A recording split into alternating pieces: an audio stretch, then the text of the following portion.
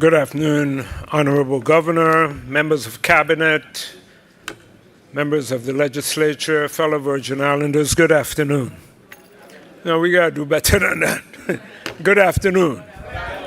And a kwaba to our delegation from Ghana, and welcome to the Virgin Islands, your second home. I've been asked to give you an overview of the connections between the Virgin Islands and the country of Ghana. I'd like to start with collective memory. I could say much of that memory of our African connections have died over the centuries, but still are maintained in different ways. The collective memory that's passed from one generation to the next could be exhibited in our foodways, language traditions, spiritual belief systems. A bird flies into the house and your grandmother says, "Get a bird out the house." Or a neighbor comes from down the street and your grandmother really wanted to finish cooking and she said, "Excuse me," and put her broom upside down in the corner.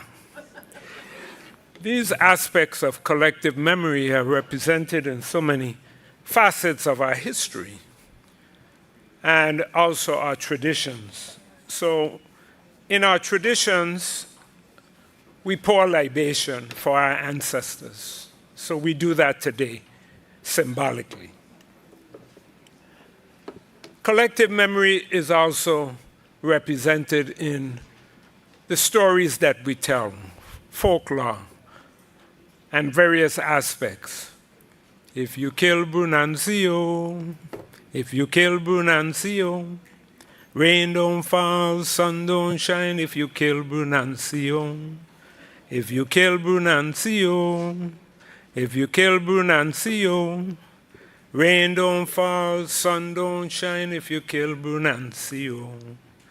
Many of us have had the opportunity during our lifetime to hear storytellers tell us about Brunancy, that were not just stories, but one of really creating a good character in a person, in a human being, not to be greedy, don't steal, love your neighbors, respect your elders.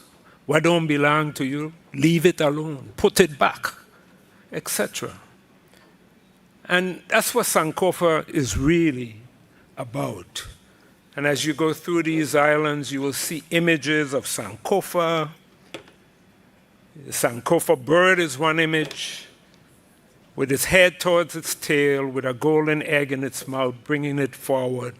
You don't throw away the baby with the bathwater. So the door of no return is basically what we have been talking about today, because we have returned and we are returning. And various aspects of this is represented in the built environment over the centuries that still stands. 1400s, 1500s, 1600s, 1800s, 17.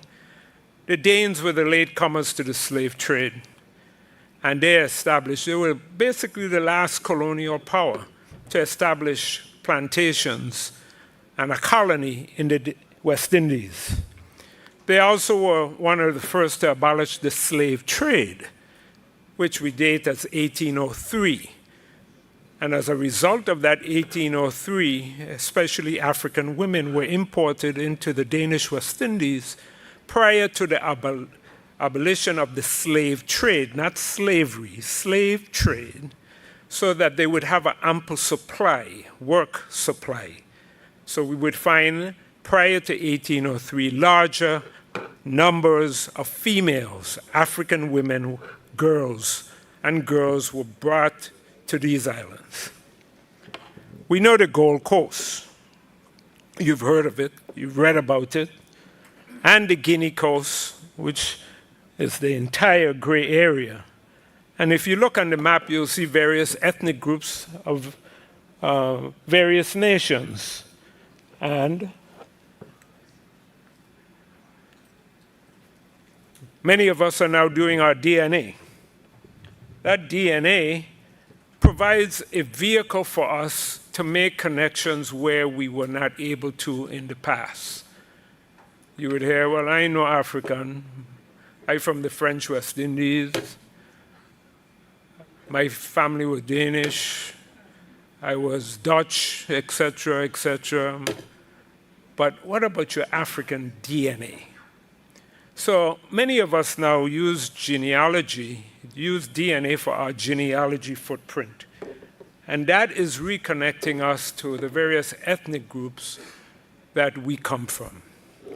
In that regards, my journey in 1982, as a result of approaching the Department of Education with Professor Gerard Emanuel, we presented a proposal to the Department of Education, then Commissioner of Education, Commissioner Turnbull, former governor.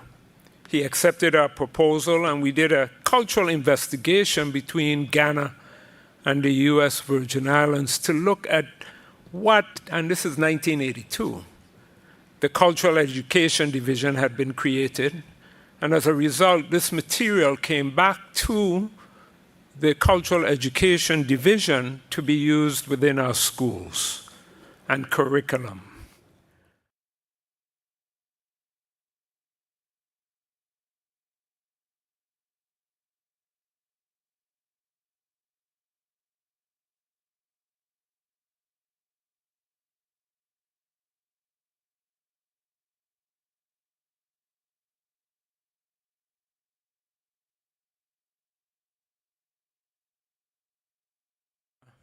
Started way before our visit. There were many who had traveled independently and visited the Gold Coast, visited Ghana, Senegal, Nigeria, and other countries.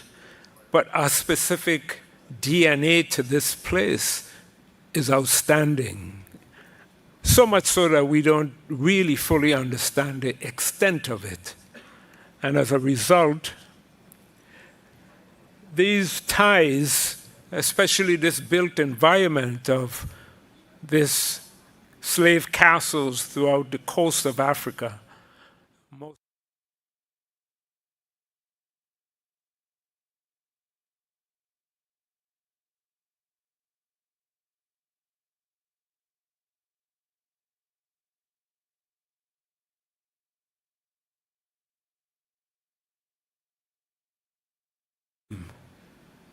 and through a question, who are you? What's your identity? That was discussed earlier today. What's your identity?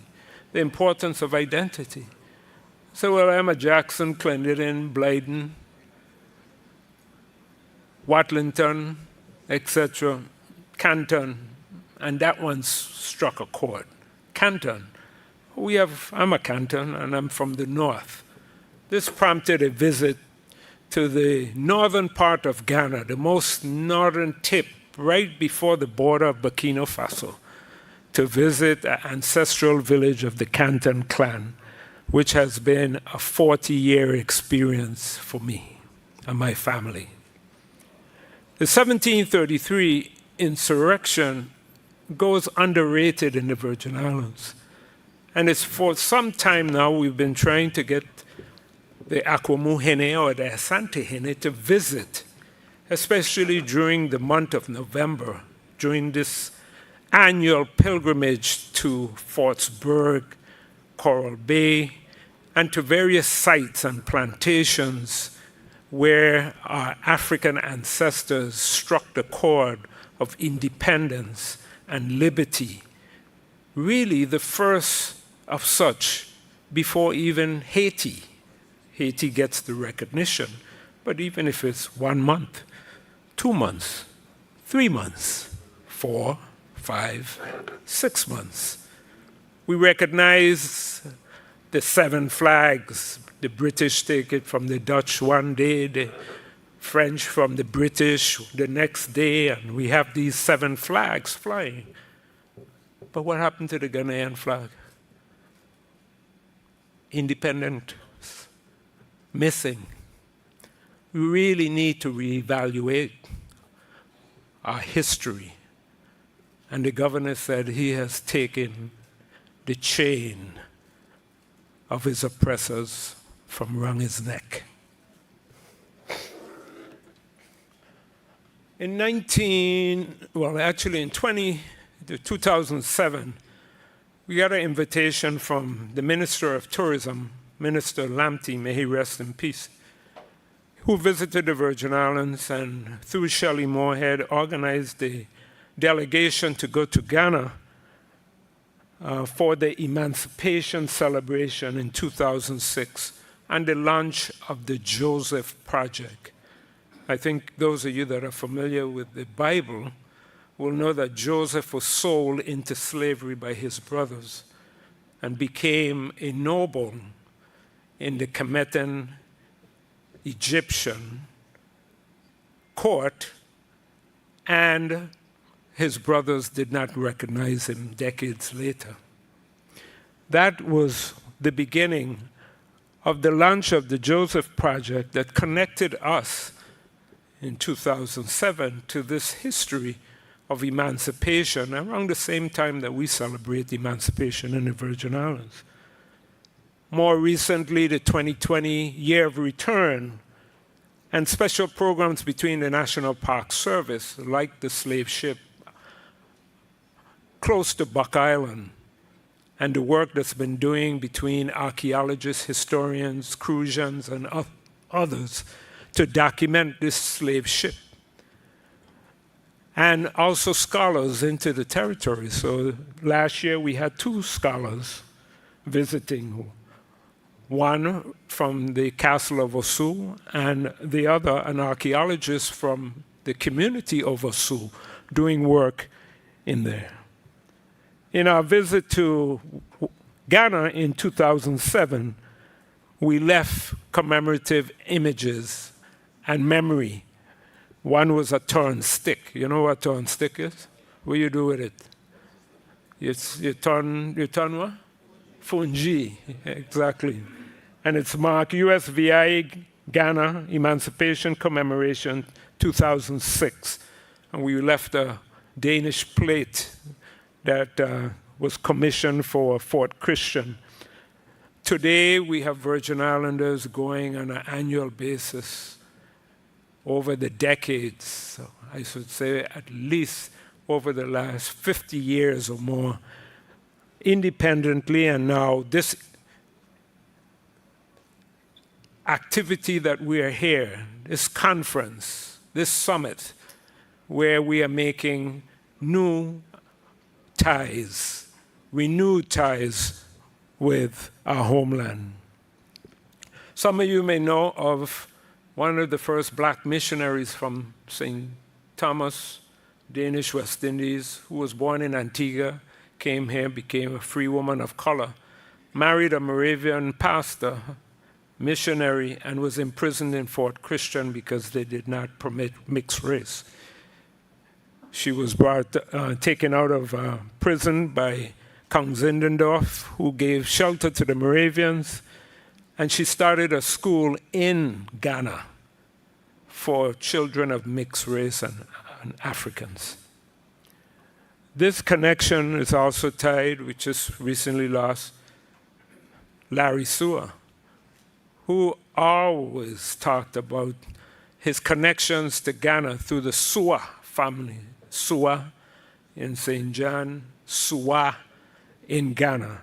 And these are images of that, and through the works of the legislature in acknowledging African Liberation Day and African Heritage Week, we have done programs that really celebrate this connection.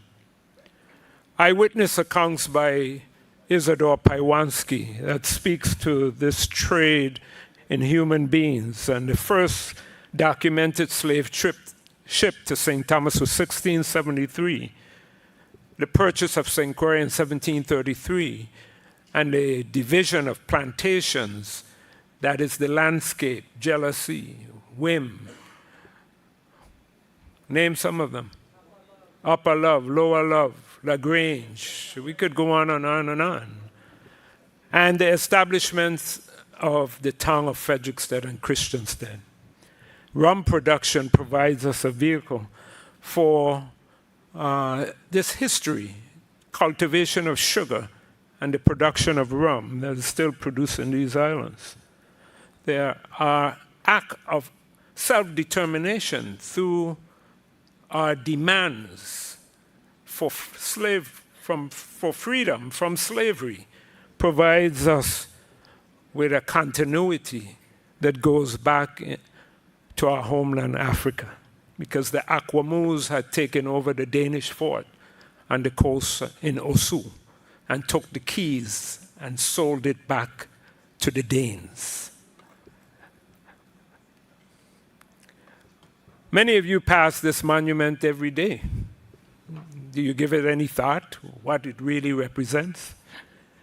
This project was executed by Attorney Wayne James, former Senator of St. Croix, Homebound Foundation, 1999-2000, where a monument was taken to the depths of the Atlantic Ocean in memory of our ancestors.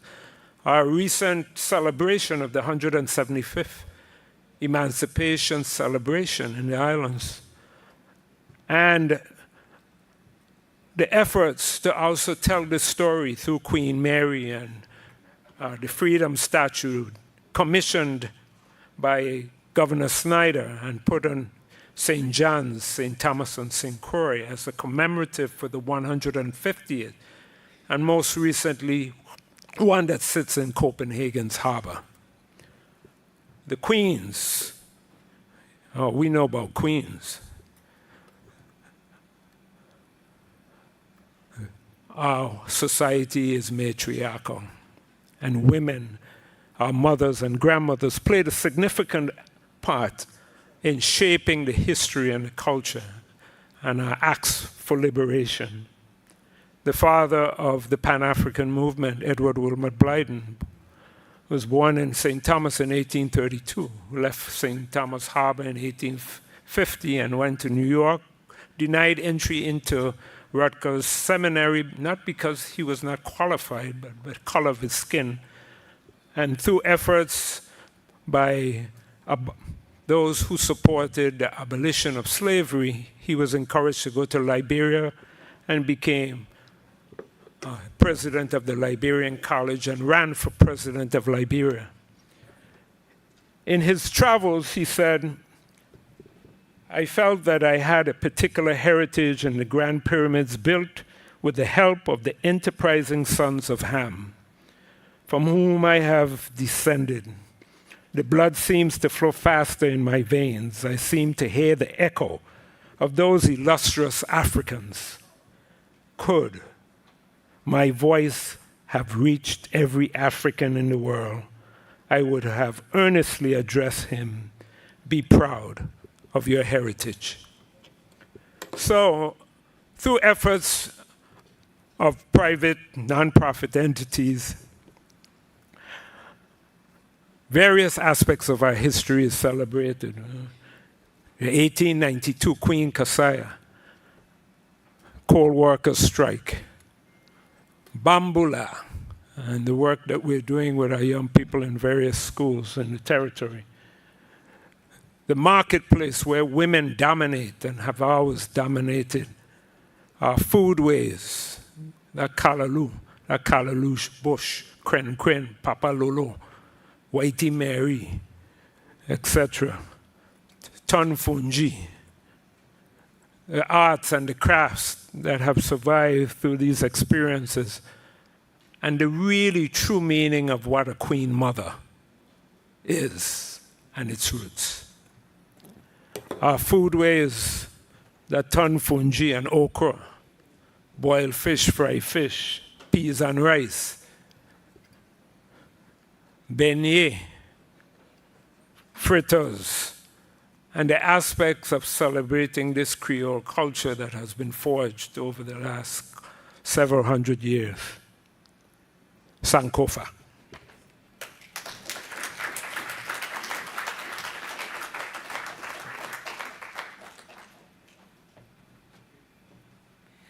All right, now we'll have the CEO of the Virgin Islands Economic Development Authority, Mr. Wayne Biggs, Jr., with some remarks.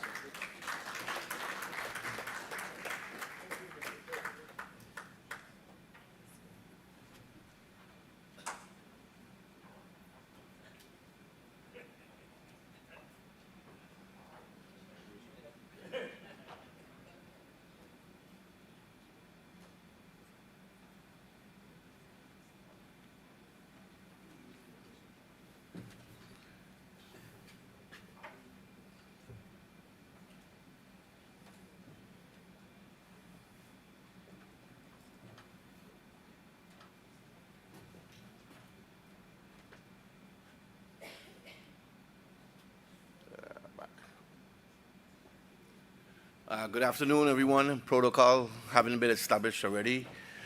I want to talk just a little about the U.S. Virgin Islands Economic Development Authority. And it's a pleasure really to co-host this event between the U.S. Virgin Islands and the African delegation. I know we're saying Ghana, but I know there are a couple of people from Nigeria, so I'll refer to it as the African delegation. So the U.S. Virgin Islands Economic Development Authority is the entity that's really tasked and mandated with developing the economy here in the territory. And it was a pleasure to be on the Ghana trip with the governor in reference to creating a point of contact between Ghana and the U.S. Virgin Islands. So why the U.S. Virgin Islands and why we've been promoting the U.S. Virgin Islands? There are several reasons for us doing these promotions. We have a highly skilled and talented workforce. We have a fantastic quality of life.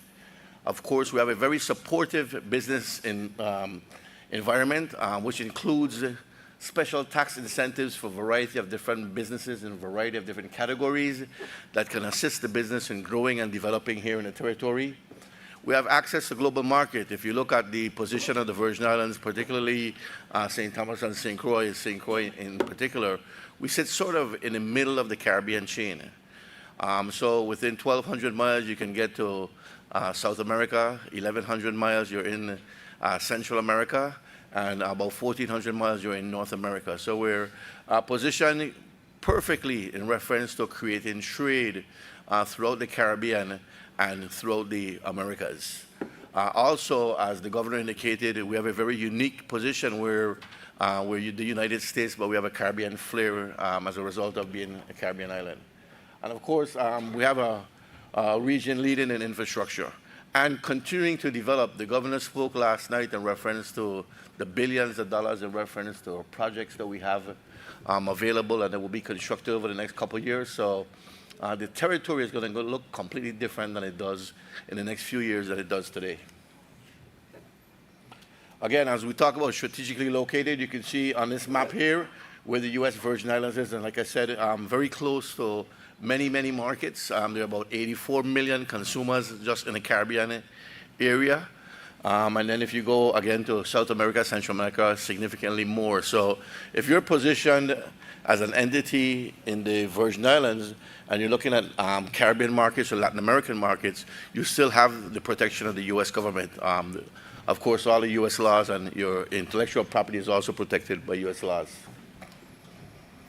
We have modern infrastructure, 2 international airports, numerous cargo and ferry ports. We have on St. Croix what we call the South Shore Trade Zone.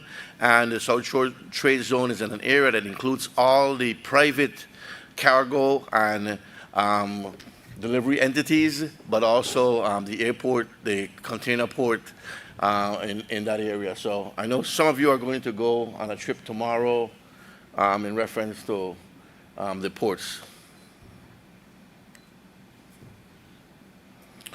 Stephen spoke a little bit about his project earlier today in reference to what he's working on in reference to creating the diaspora link between Africa and the United States.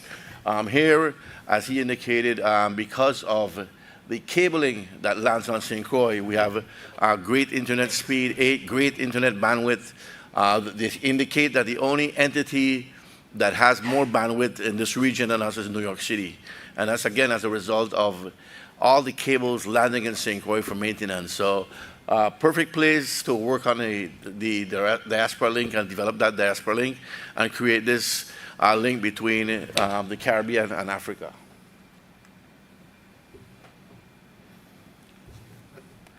And of course, we have a range of different assets that also can support entities that are coming here.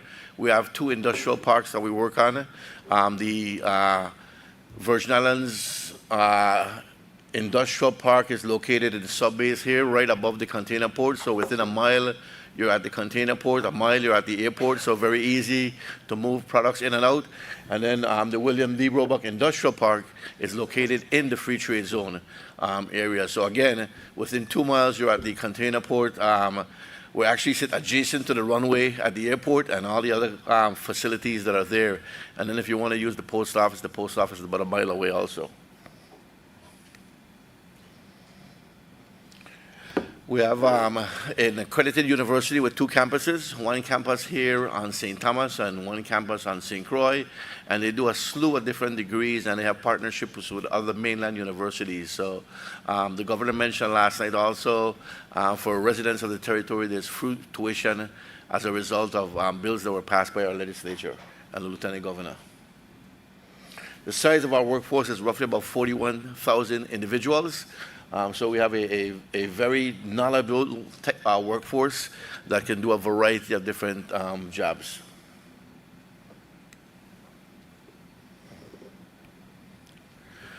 A big part of what we do in reference to attracting companies here in the territory is we can provide tax incentives to actually reduce your income tax liabilities. And we say it's actually federal income tax liabilities because we use what's called a mirror system. It's congressionally approved, IRS tested, and what you do is a straight reduction in 90% of your taxes for qualifying entities. So you get a 90% on your tax obligation as a corporate entity. If you're a bona fide resident of the territory and has pass-through income, we can reduce that income also by 90%. So it gives you the opportunity to reinvest in your business or do other things. But we also reduce your gross receipt tax by 100%. For property that's used in the operation, that's reduced by 100%. And then for excise tax, which is an import tax, that's reduced 100%. And then our foreign customs duty tax is reduced from 6% to 1%. So there's a great way in reference to significantly reducing your tax liabilities and providing additional cash flow that you can reinvest in your business. I talked a little bit about our airports on St. Croix. There is a 10,000 foot runway. So the largest of aircraft can land on St. Croix. Both the Cyril King Airport here on St. Thomas and the Henry Wilson Airport in St. Croix are both international airports with a variety of different airlines and non-stop flights from a variety of different locations. Also, our ports have a 30-foot draft, so that allows for significant vessels to come in and out. Many of the mega ships that do oil transportation come into the port over in St. Croix. Our tax exemptions run from 20 years to 30 years, depending which district you're on. If you're in the St. Croix, St. Thomas district, it's a 20-year plan. If you're in the St. Croix district, it's 30 years. So we invest with you and we give you a long term because we want you to be successful and we want you to grow, but we want to grow along with you. So in exchange for our tax incentives, there are some commitments you have to make in reference to investment and employment. So it is an investment and employment program, but it also allows us to develop, continue to develop our skilled workforce. Other programs we have what's called the Hotel Development Program. And with the Hotel Development Program, what we do is we rebate back the occupancy tax or a specialized tax called the Economic Recovery Fee. And that can go up to 20% in reference to rebating back to you to liquidate some of the debt that you incurred while developing that particular project. You can also stack it with the EDC program that I spoke about earlier, so you can get the rebate on the front end in regard to developing the project, and then as you're profitable, you can get the 90% tax reduction. So again, significant amount of tax savings and also liquid cash to put back into projects. We do a film and music that we call STARS, which is a sustainable tourism through art-based revenue streams. And again, we provide tax incentives for film and music development here in the territory. And then also we do tax increment financing, which allows you to create horizontal infrastructure, and we rebate back the difference in the property tax increases as a result of creating that horizontal infrastructure for projects. Living in the Virgin Islands, of course, many of us who are left here in the audience are Virgin Islanders, so we know there's very rich culture. Senator Marion Jackson spoke a little bit about the culture and the history. Of course, there's always that feel of community here, whether you're on St. Croix or on St. Thomas or St. John. And of course, there's year-round outdoor recreation as a result of the beautiful weather that we have here in the territory.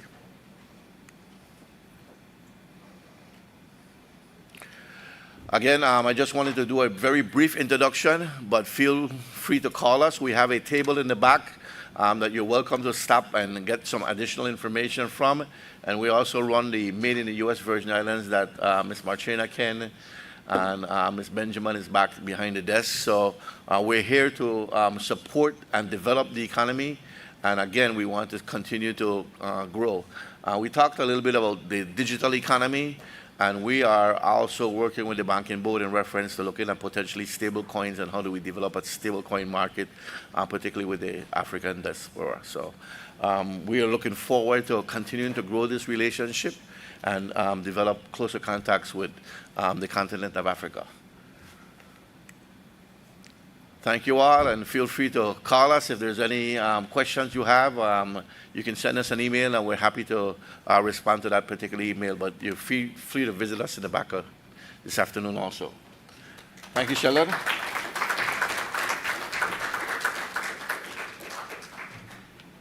Mr. Wayne Biggs, CEO of the U.S. Virgin Islands Economic Development Authority.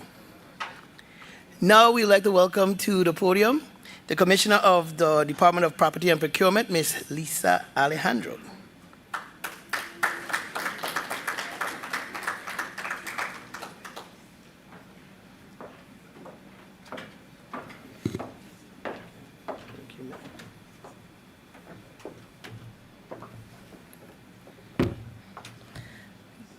Good afternoon, everyone. Also adopting the protocol that was established previously, I first want to welcome our delegation here today. Can we just give them a round of applause? Thank you so much for your interest in investing in our territory. I am Lisa Alejandro. I am the Commissioner of the Department of Property and Procurement. It is the department that has the responsibility and oversight of acquisition in all of the government's goods and services. With that being said, as with every state government or territory, we are the biggest and largest buyer here in this territory. So it is safe to say that your investment in this territory, although we may seem small, we have very big pond. Our bids and our partnership has grown exponentially over the past 8 years after we particularly online or onboard our electronic procurement system.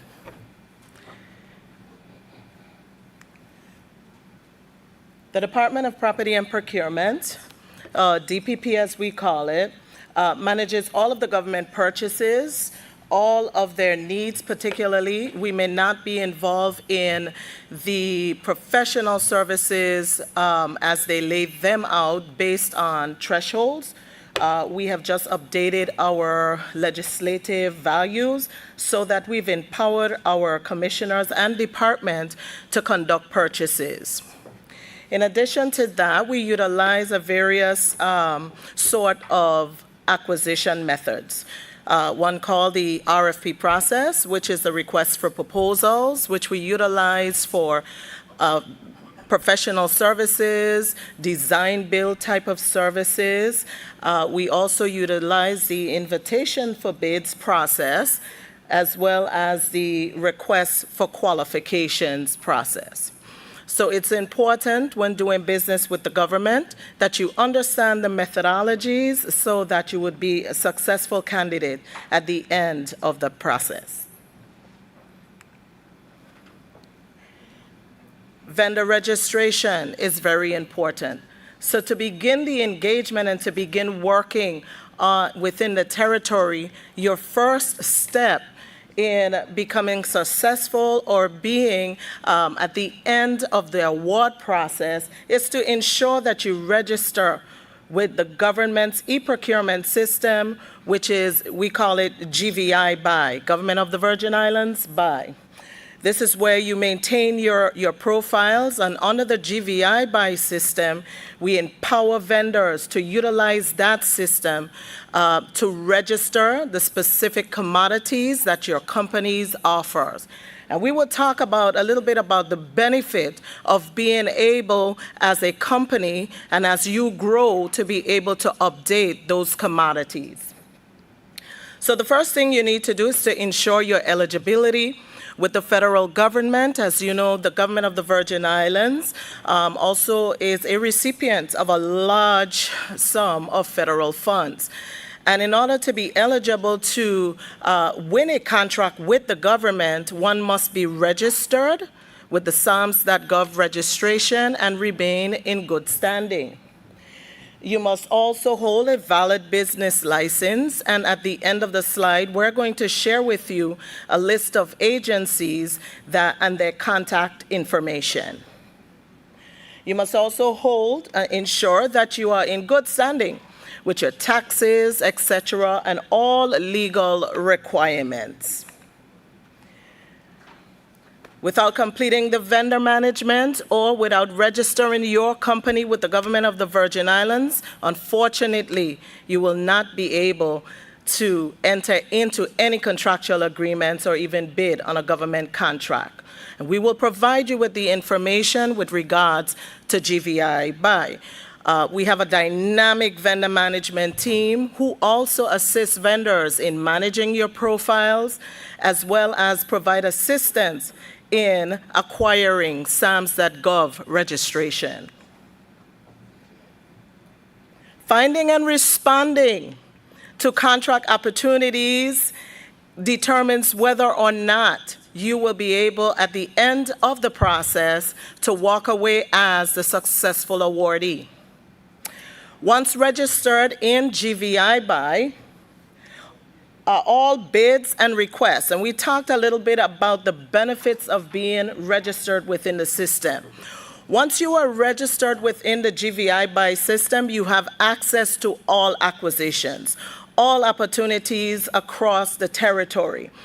In addition to that, being a registered vendor within the system allows you to receive automatic notifications when an opportunity that the government may have at the table is being solicited. In other words, you will get those automatic notations saying your company was registered based on this commodity type, and here is an offering that you may be interested in. So you would not be required to search the internet, to search our website, make phone calls. An automatic notification will notify you that there's an opportunity pending with the government of the Virgin Islands. You may have interest. It's also important, once you receive those notifications and there is an interest, to be successful, again, it's important that you submit all required documents, as simple as they may seem.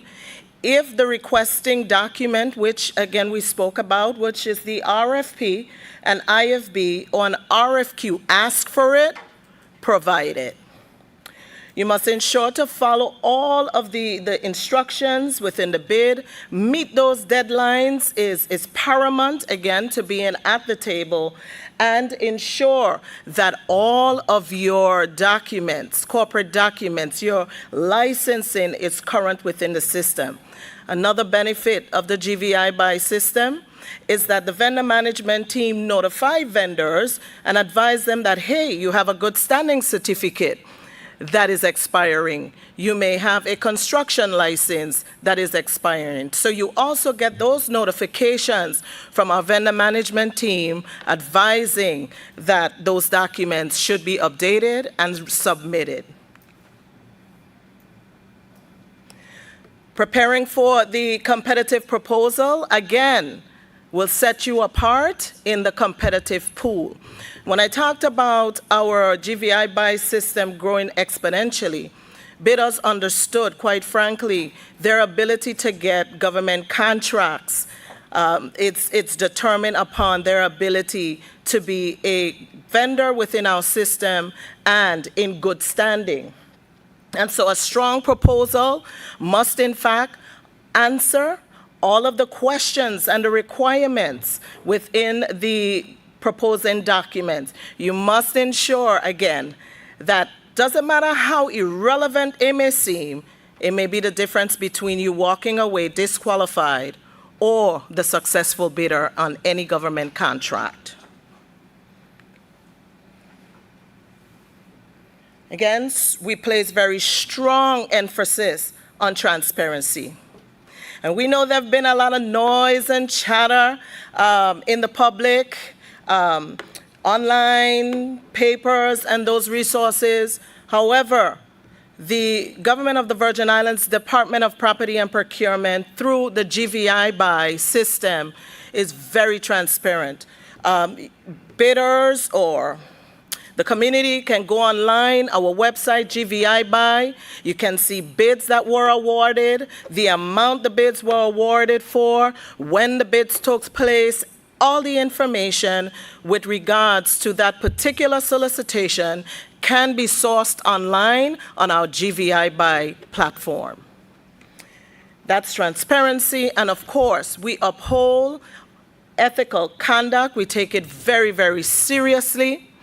We ensure that our processes may at times appear to be lengthy, but it is because our team is, they are professionals at what they do, and they want to ensure that the time that you have placed to submit your bid to the government, your time and resources is taken very seriously, and to position you, again, to be a successful bidder, all right?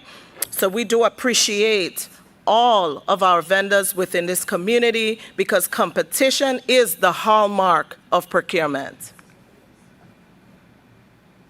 Stay ahead of the competition. It's important to stay ahead of the competition. The government of the Virgin Islands, through the legislature as well, approved what is called the preferred bidders status.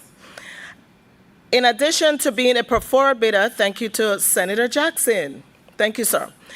To be a preferred bidder, there are a few criteria which allows us to become a vendor, to become a successful bidder and preferred bidder. There are some perks that preferred bidders has. It means that you have performed your work in good standing. You have conducted and stood upon ethical conduct. You have delivered all that is required under your contracts. Why is that important? That is important because that too as well would determine whether or not you are successful in future or subsequent opportunities. Why? It is a technical rating factor on all of our professional services that are solicited, whether or not you performed and delivered the services in accordance to the terms and conditions of those contracts. So again, being a preferred bidder has its benefit. You may be awarded a bid if you are a preferred bidder over a higher bidding candidate. So again, there are percentage and thresholds that you may be able to benefit from if you remain a bidder in good standing. Agency contacts. So again, because you are required to provide corporate documentation, we wanted to share with you a couple of the agencies that you will have to visit to acquire some of those documents. Again, those agencies is the Department of Property and Procurement. That's for submitting your bids. In addition to the Department of Licensing and Consumer Affairs, and that department, again, is responsible for issuing business licenses. Without a business license, you will not be able to be awarded any government contract. So you must be registered locally. There are a few exemptions on the professional side of procurement that may exempt you. But for the most part, you must be registered in the Virgin Islands. You must also visit the office of the Lieutenant Governor. There are certain legal documents that you will be required to provide the vendor management team and as well as our procurement team when it comes to contracting with the government. Last but not least, of course, everybody is familiar with the Bureau of Internal Revenue. It's important, again, that we're up to date on our taxes. And I want to say that being not at all compliant with one agency will affect your ability to acquire any of the other documents that are necessary to do business with the government of the Virgin Islands. Again, we want to thank you.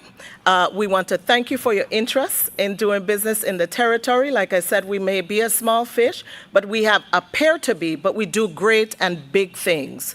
So as we continue to build our infrastructure, work with the departments of tourism, our disaster recovery offices, there are major opportunities. Once again, we thank you. At the end of this presentation, the QR code will be at the back of the room so that you may be able to scan today's presentation. And you would have all of the contacts you need, again, to begin the good work. So thank you very much. Good afternoon and welcome again.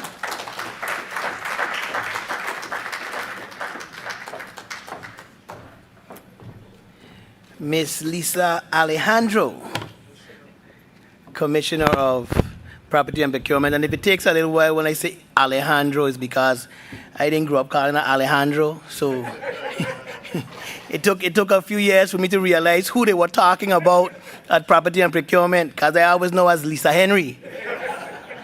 You know, so people would say, yeah, I realize you got married, but you know, giving these guys the time to set up. Our next thing up is a panel discussion. I'm leaving you know, right, that the Property and Procurement, and she said it's very specific, very professional, and sometimes could be seen as arduous, but it's definitely something that is needed. And you saw Mr. Biggs in the back there for the EDA. I actually have a radio station, and I got my footing for the radio station, my initial loan for the stations. I have 2 studios in St. Croix and St. Thomas, came from EDA. So just letting you know, for everyone else out there, they really do perform and you can get it done. I paid it every month on time and have cleared it now for about 8 years. So definitely need all 3. We need all 3. We need all 3. Oh, can you go right ahead? I'm burning time for you to fix it up. Yeah, this is only just filling time as we go. I ain't gonna tell them anything about my run being from Wrong the Field. I ain't gonna tell them about Senator Novell Francis walking with the vibe. I ain't gonna tell you about Senator Avery Lewis. We don't call him the Dean. So just filling time. But now what we like to do, we're gonna have our panel discussion. Our moderator is Miss Adrienne Williams Octolin. She stepped up. I was just watching in the direction she was, and she's not there. Okay, well, I don't sing and dance. So we'll give her a few moments for her. Thank you very much, Nadine, to track her down. In the back of the room, of course, you'll find stuff from the Made in the USVI store. If you've never been to it on St. Thomas or St. Croix or St. John, you can always stop on by back there. You ever had stew salmon? If we were talking to you, ever had stew salmon? If you're in St. Croix, it's tambran. If you're in St. Thomas, it's tamon. Sometimes it's tamarind. But all of them is the same thing. Okay? I remember my first time way back as a little boy, I was watching Mutual of Omaha, Wild Kingdom. And that's to tell you how old that picture was. And I saw in one of the African plains, I can't tell you where it was, but it showed some monkeys eating some salmon. Some big, and my mouth begin to water. So definitely something that I think we all enjoy. So now let's welcome our moderator, Miss Adrienne Williams Octalin. And the panel discussion that we're having is how to land projects in the Virgin Islands diaspora to deals. And our panel, I'll let you announce those. All right, our panel, Ms. Lisa Alejandro. Actually, I just tell you stay on stage. Again, from the Property and Procurement, Mr. James Bruce, Executive Director of Access Bank, and Lindsay Askew, Chief Business Development Officer. Thank you, ma'am. Good afternoon, everyone. We're missing a panelist? Oh. Coming. Come on down. Good afternoon.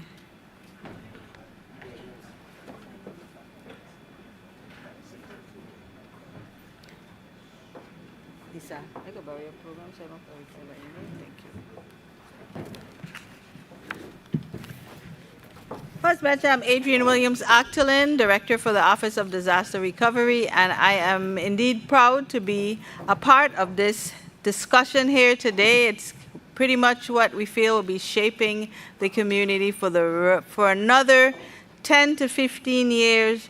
There is so much opportunity that will be here because of the investment and infusion of the federal dollars, right, and additional dollars that come as new initiatives arrive.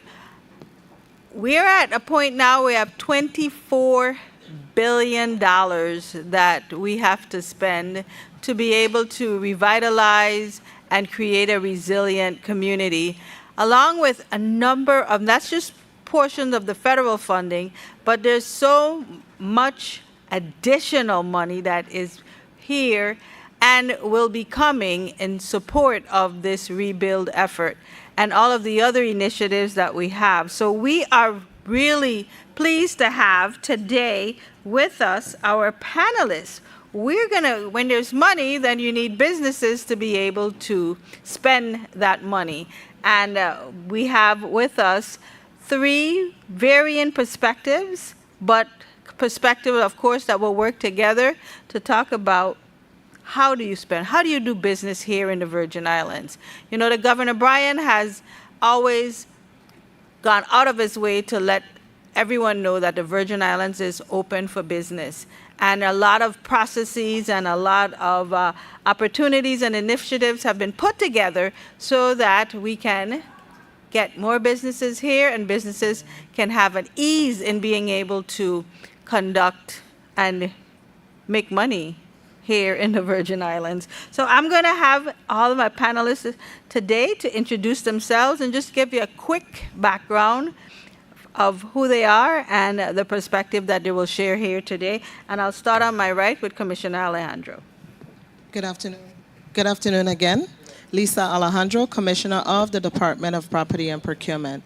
Today's perspective from the government side will be on the processes, procedures, or any questions that may be posed with regards to how do I land a contract, how do I land a contract with the government of the Virgin Islands and stay current, and if there's any benefits to contractors doing business with the government. Hi, good afternoon. My name is James Bruce. I'm an Executive Director of Access Bank Ghana, which is part of the Access Corporation, which is a Pan-African bank headquartered out of Nigeria with almost 44 other locations across. I think my perspective here is how do we convert all these funds into bankable projects that will not just be financed by the government of the Virgin Islands, but also by development banks, export credit, and also ways to take out the performance risk of the contractors that you'll be employing to do this work. So you know you're going to get value for money. So that's the perspective I hope to bring today. Thanks. Excellent, thank you. And Lindsay? Yes. Good afternoon, everyone. Lindsay Askew, Chief Business Development Officer. My background is business development. Been in the territory working for about 6 or 7 years on the disaster recovery effort. My perspective will be how private entities and businesses prepare themselves for pursuing government contracts and preparing themselves for marketing and bidding on RFPs. Okay. All right. And you see how they work hand in hand. You have the government, you have the financier, and we actually have the business perspective here. So I'm going to pose this to all of you. What are some of the challenges that you see companies face when they are interested in doing business? And first part of that question is just in general, and 2, here in the Virgin Islands. Yes. Sorry, Lindsay, me? Lindsay, we'll start with you. Absolutely. Good question, and thank you for that, Director. The challenges are many. One, you have to, if you're starting as a new entity, you have to make sure you have the qualifications to pursue the work that you're looking for. So that, I'm sorry, thank you. Qualifications, align your qualifications and align them with your capabilities and align that with the work you're trying to pursue. So that's the sort of the first thing that you need to do if you're trying to pursue government work, because they're really big on past performances. That's a key, I'll call it a key indicator of your readiness to perform the work. So as a business development professional, we can do that through either past performance of the corporation or the people that we hire to put on the projects. So that's sort of a big key thing to do as you prepare yourself. And another is the the ability to produce an RFP. I think you heard Ms. Alejandro mention, Lisa, sorry, thank you, mentioned that RFPs have requirements. They have specifications in the way that you need to respond to them. And it sounds maybe a bit mundane and overbearing, but what it does from the review perspective is allow the reviewer to compare apples to apples as you lay out your proposal. And you don't want to have something in the wrong place and maybe lose points because it wasn't recognized or counted in your response. So having the ability to really be able to respond to an RFP is key, and it's largely organization and making sure you're dotting your I's and crossing your T's before you make that final submission. I think also just to add to that, you would have instances where you would have to collaborate. So I don't think there's any harm in a small operator who has the ability to deliver a contract to partner with a large operator. And then 2 things happen there. 1, skills are passed, capacity is passed, and you have the ability then to add on to your body of work. So you could go by yourself, or you could find collaborators from within the market, outside the market, around the islands as well, or anybody who's done this work before. And together you could do a JV and get the work done. Yes. So I'm glad you said that, because Lindsay said you have to have experience. But if I'm a business owner and I want to get into the government and I don't have a whole lot of experience, how do you said partnership, and Commissioner Alejandro, can you also just add on that? How do you get involved in doing business when you may not have a lot of experience? You have the capabilities. How do you demonstrate that you have the experience enough to be able to be successful? Thank you. So we recommend, again, to vendors, suppliers, especially when we're utilizing federal funds and local funds alike, one of the highest rated criteria is past performance. On a federal government contract, especially past performance, you have to have that. So what we do recommend to new companies coming up, get involved in the private sector. When you get involved in the private sector or just complete work within the territory, then forge those relationships so that at the end of the day, these same customers that have provided the services for you can provide a response to your request to do business with the government, or references, very strong references. But it's about doing the job, completing the job, and doing it satisfactorily, and provide those documentations when you're ready to bid with the government. Okay, thank you for that from all perspectives. And when we talk about getting into doing business with the government, or typically larger contracts, you do need bonding. You know, that has been a challenge.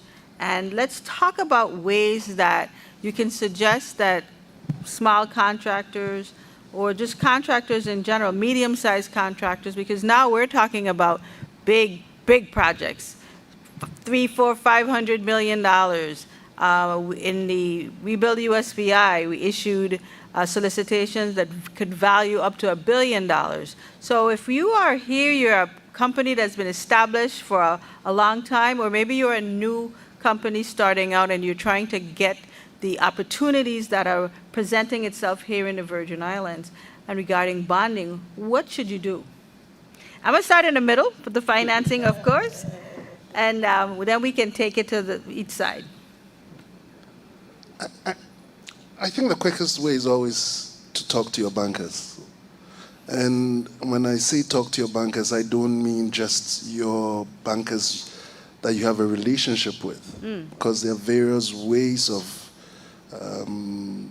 providing comfort when you are in the contracting business. There are insurance guarantees. If you work with your bankers or your banks, they can negotiate for insurance guarantees all over. We have Millennium Mega Guarantee, which is U.S. government backed. You could get that. We have other guarantees from other. IFC gives guarantees all the way down to development banks. Afri-Exim, I don't know whether the Caribbean has a development bank, I need to check. But those are the kind of guarantees that give comfort. And obviously those guarantees are conditional. But it starts with banks coming together and approaching these guys to give you the kind of guarantees that cover the large-scale projects you're looking for. Okay.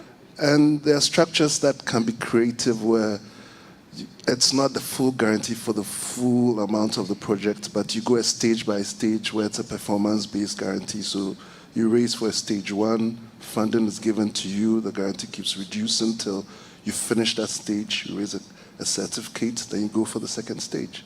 So you're saying that the bonding will be on phases rather than bonding the entire project? Yeah, so you can bond for the bid, which is different for time wasters get out. Then you have your advance payment, you have your warranty and your retention. And then, so there are various instruments you can use dependent on who the financing parties are and how deep their knowledge pool is. Okay. And Commissioner Alejandro, I know that that there are requirements for federal projects, but given what we've just heard from Mr. Bruce,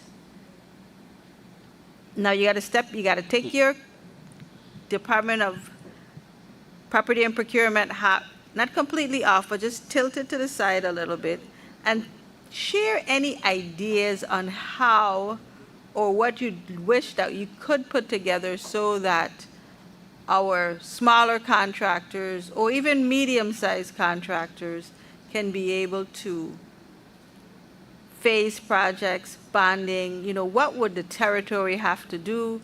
What would banks here have to do in order to have some of that creativity flowing?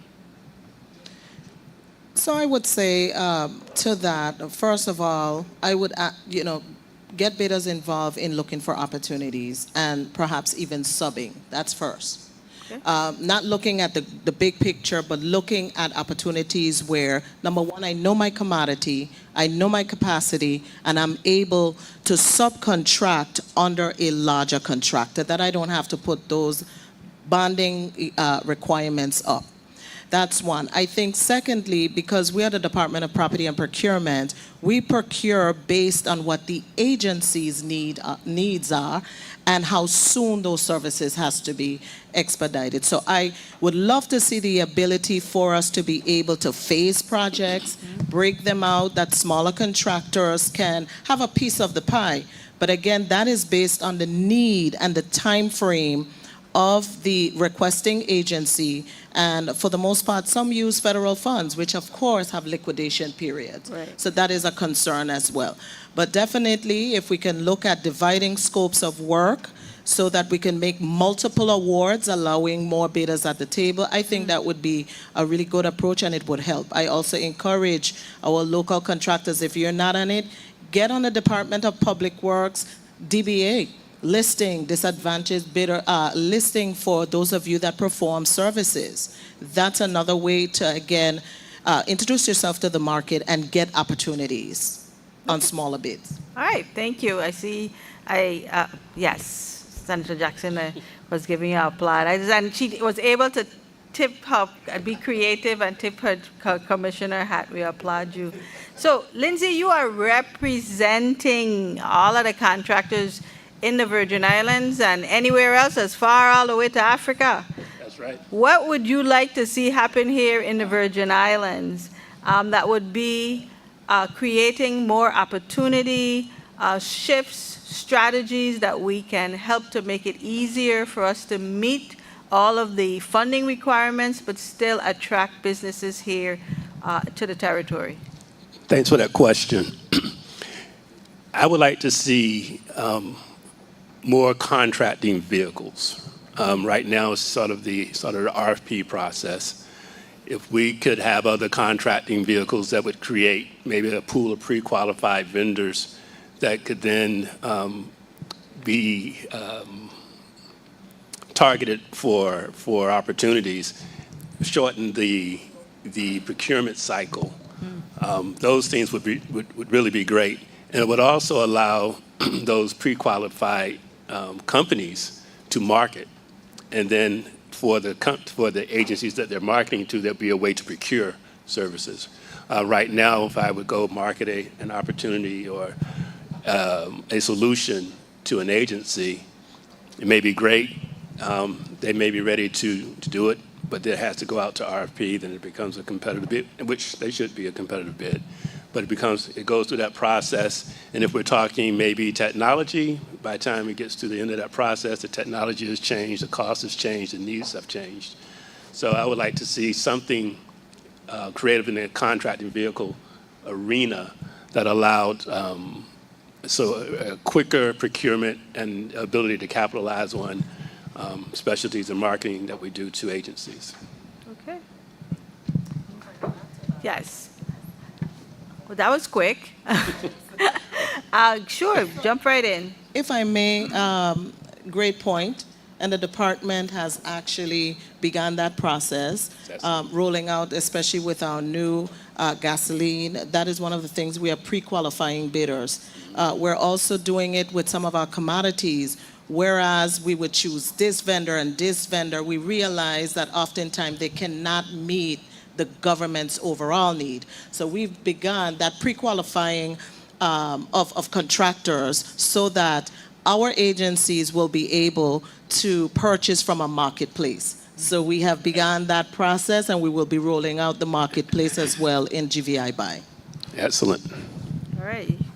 And, I'm going to go back. Let's talk about financing, and not only just financing the overall project, but there are a lot of business or potential business owners with great ideas. I fix houses, I do a little bit of construction, and I really want to get my construction business started. What advice, what suggestions do you have for someone who wants to take right now would just be a job, into being an entrepreneur? Okay. I think the first thing you have to be clear about is where you want to position your business, number one. What's your direction and who would get you there? So I'll give examples from my practice of over 25 years. So in Ghana, we have mining as a dominant business that's very capital intensive. And traditionally, you have Anglo-American, Newmont, I'm talking Dow Jones Industrial Average players in there. A typical mine costs about $1 billion in capital outlay. But the local players decided they could come together and just supply their equipment. And then went back to the big mines and said, okay, can we take the capex off your balance sheet and then we'll supply it? Then, so they have a contract for a large miner, say 600 million. Then they go to Caterpillar. We have this contract, this mine will pay us. Can you give us credit? So 4 or 5 players will be holding a contract for 600 million. Caterpillar is giving them the product literally through their banks.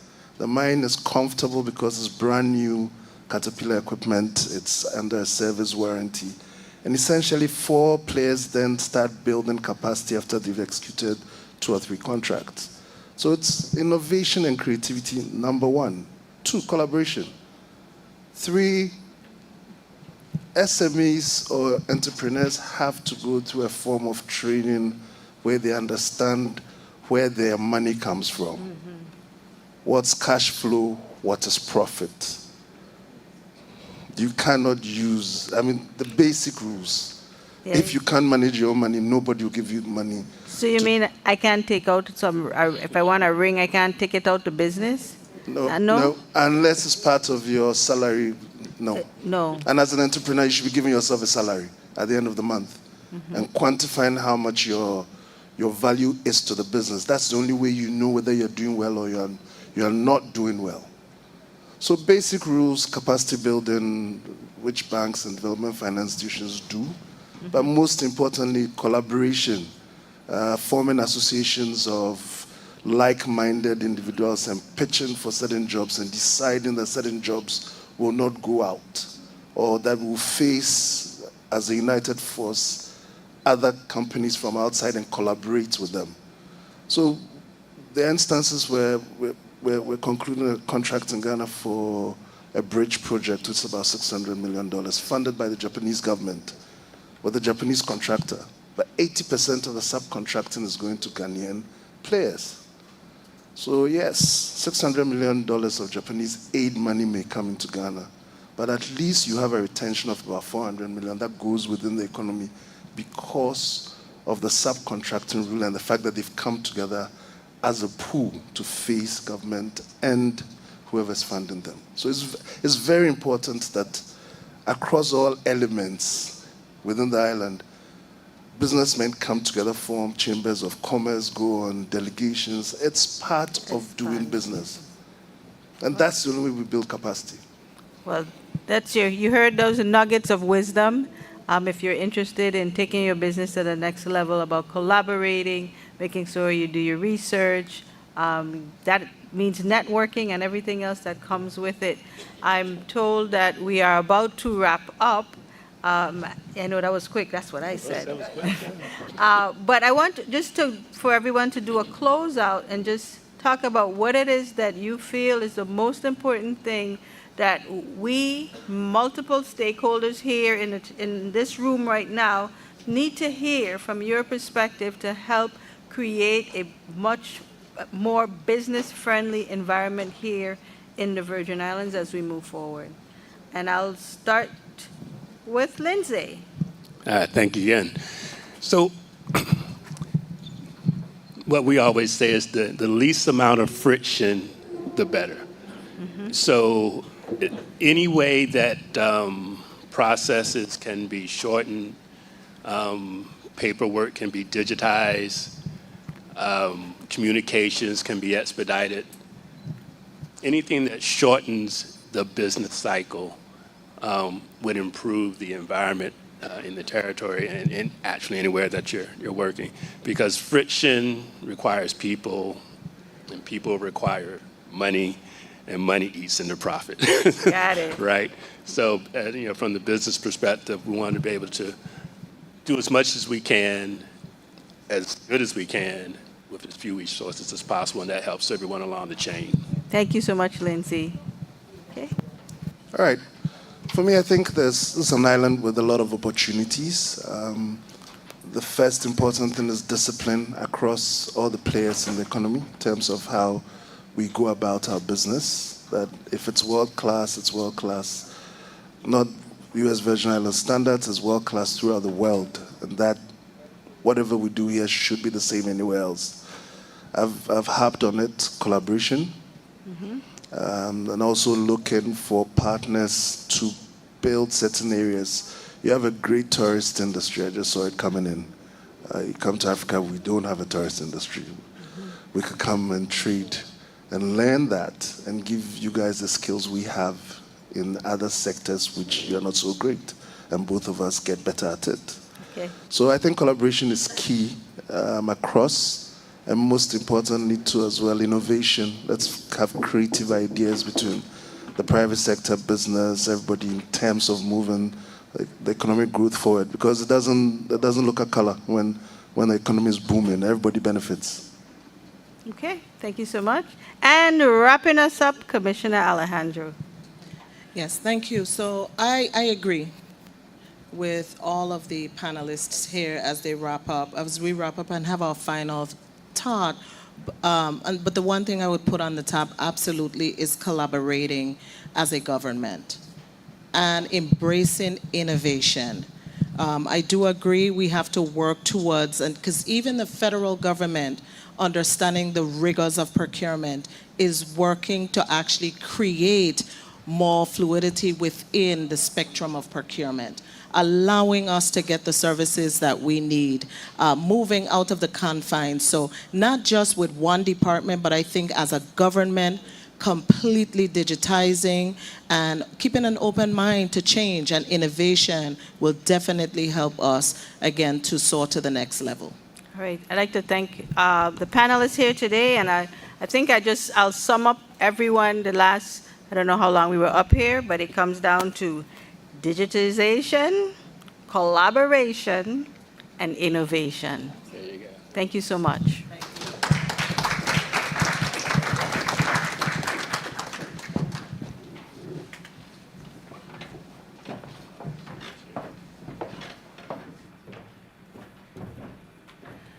A round of applause once again for our panel.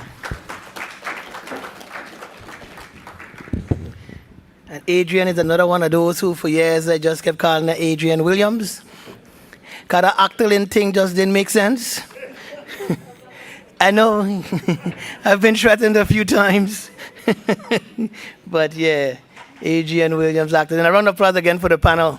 Some very interesting information, and those of us who are in business always look for that opportunity. And I think the name Access Bank is an interesting name, as you can access the money. As we are now approaching our final panel of the day.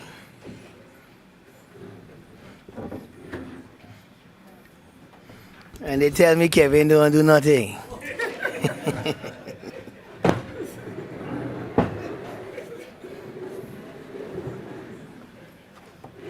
All right, we'd like to welcome our final panel of the day. It's culture and tourism relationships. Definitely something that's very needed here in our Virgin Islands, with what our bread and butter is. Let's welcome first our moderator, Roseanne Farrington. Rosie Farrington, Deputy Commissioner of the Department of Tourism. Our Commissioner of the Department of Tourism, Ms. Jennifer Matarangas King. The CEO of Ghana Tourism Authority, Mame Ifua Wajatu. The CEO of the West Indian Company Limited, WICO, that's Mr. Joseph Boshelta. If he stayed say, we'd have said Boshelti. When he home, he Boshelta. And let's welcome the Executive Director of, well, actually, no, we have our Chief Engineer. Let's welcome Mr. Preston Bayer. For years, I've been calling him Preston Dyer. He corrected me today, because even on my little notes, I put Preston Dyer and not Bayer. And our last representative, Mr. Myron, oh, I was calling him Marlon Jackson, like one of Jackson 5, Mr. Myron Jackson, cultural bearer.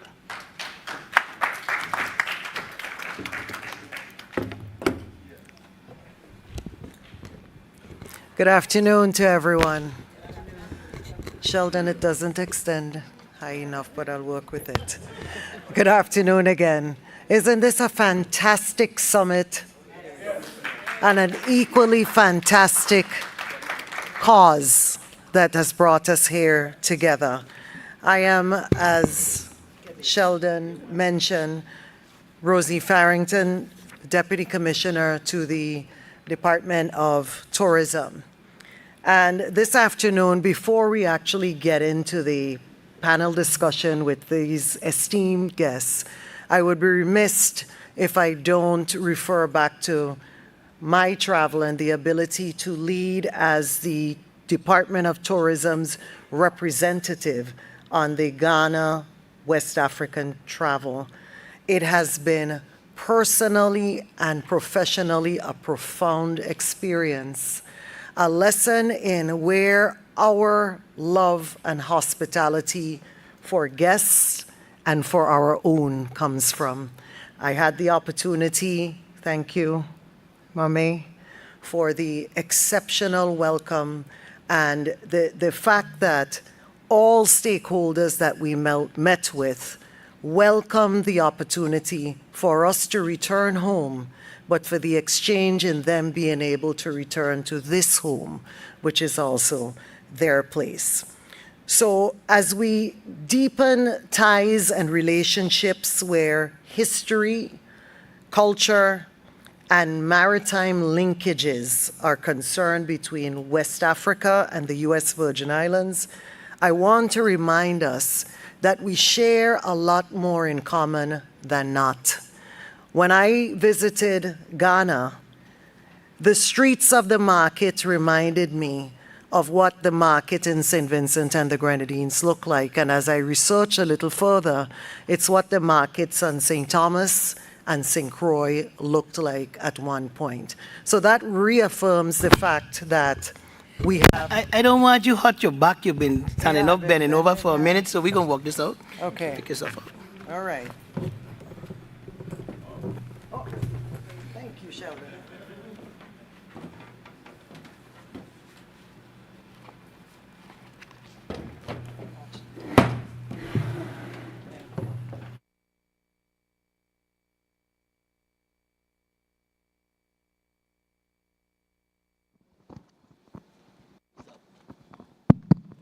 Thank you. I think that was Sheldon's cue to tell me let's proceed with the panel. So this afternoon, as I mentioned, we have some esteemed panelists from here at home and from across the Atlantic, all the way from Ghana. And I want to give each person the opportunity to introduce themselves and to say who they are, starting with our guests first. Mami. Ayiko. The response is Yaye. Ayiko. Yaye. Ayiko. Yaye. So Ayiko means well done. Well done. Yes, I am Mami Efua Wajito. Mami in the Ghanaian parlance means mother, and Efua means I was born on Friday, and Wajito means the gods have settled. So that is the meaning of my name. And if you are Ghanaian or West African, almost every name has a beautiful meaning. We have names like bless, honest, prosper, settle. You know, we have all these names. And when you trace them back, it tells you about our journey. My husband is Wajito, but my father's name is Edu. And Edu, Sechi Edu, means that, you know, when we journeyed, we arrived because of how we settle in Africa, you know. So everybody in Africa has a wonderful name. And most people, when you go to Africa, you may have the opportunity of going through a naming ceremony. And that naming ceremony is a sacred one. Your name tells about you, and your name protects you. Thank you very much. Thank you. And we can, Mr. Jackson, right to your left, if you can introduce yourself. 1, 2, 3. Good afternoon, everyone. Thank you for hanging in here and participating in this very important forum. My name is Myron D. Jackson, former Senate President, served in the legislature for 8 years. Prior to that, I was the director for the Virgin Islands Cultural Heritage Institute, and prior to that, I was the director of the State Historic Preservation Office for Archaeology and Historic Preservation, a total of 40 years of government service. I continue my work in the area of culture and advocacy. Presently, we're working on a museum, civic and cultural center for the territory. It's in the St. Thomas, St. John district. There's a project in St. Croix, a school for architecture and engineering. That's also the sister project to our project, which is to be located at the old Lincoln School, the Jarvis Antonio Jarvis School. So I continue my work in cultural advocacy. As I presented earlier, my family is in the Tumu area of Ghana, the Sasala people.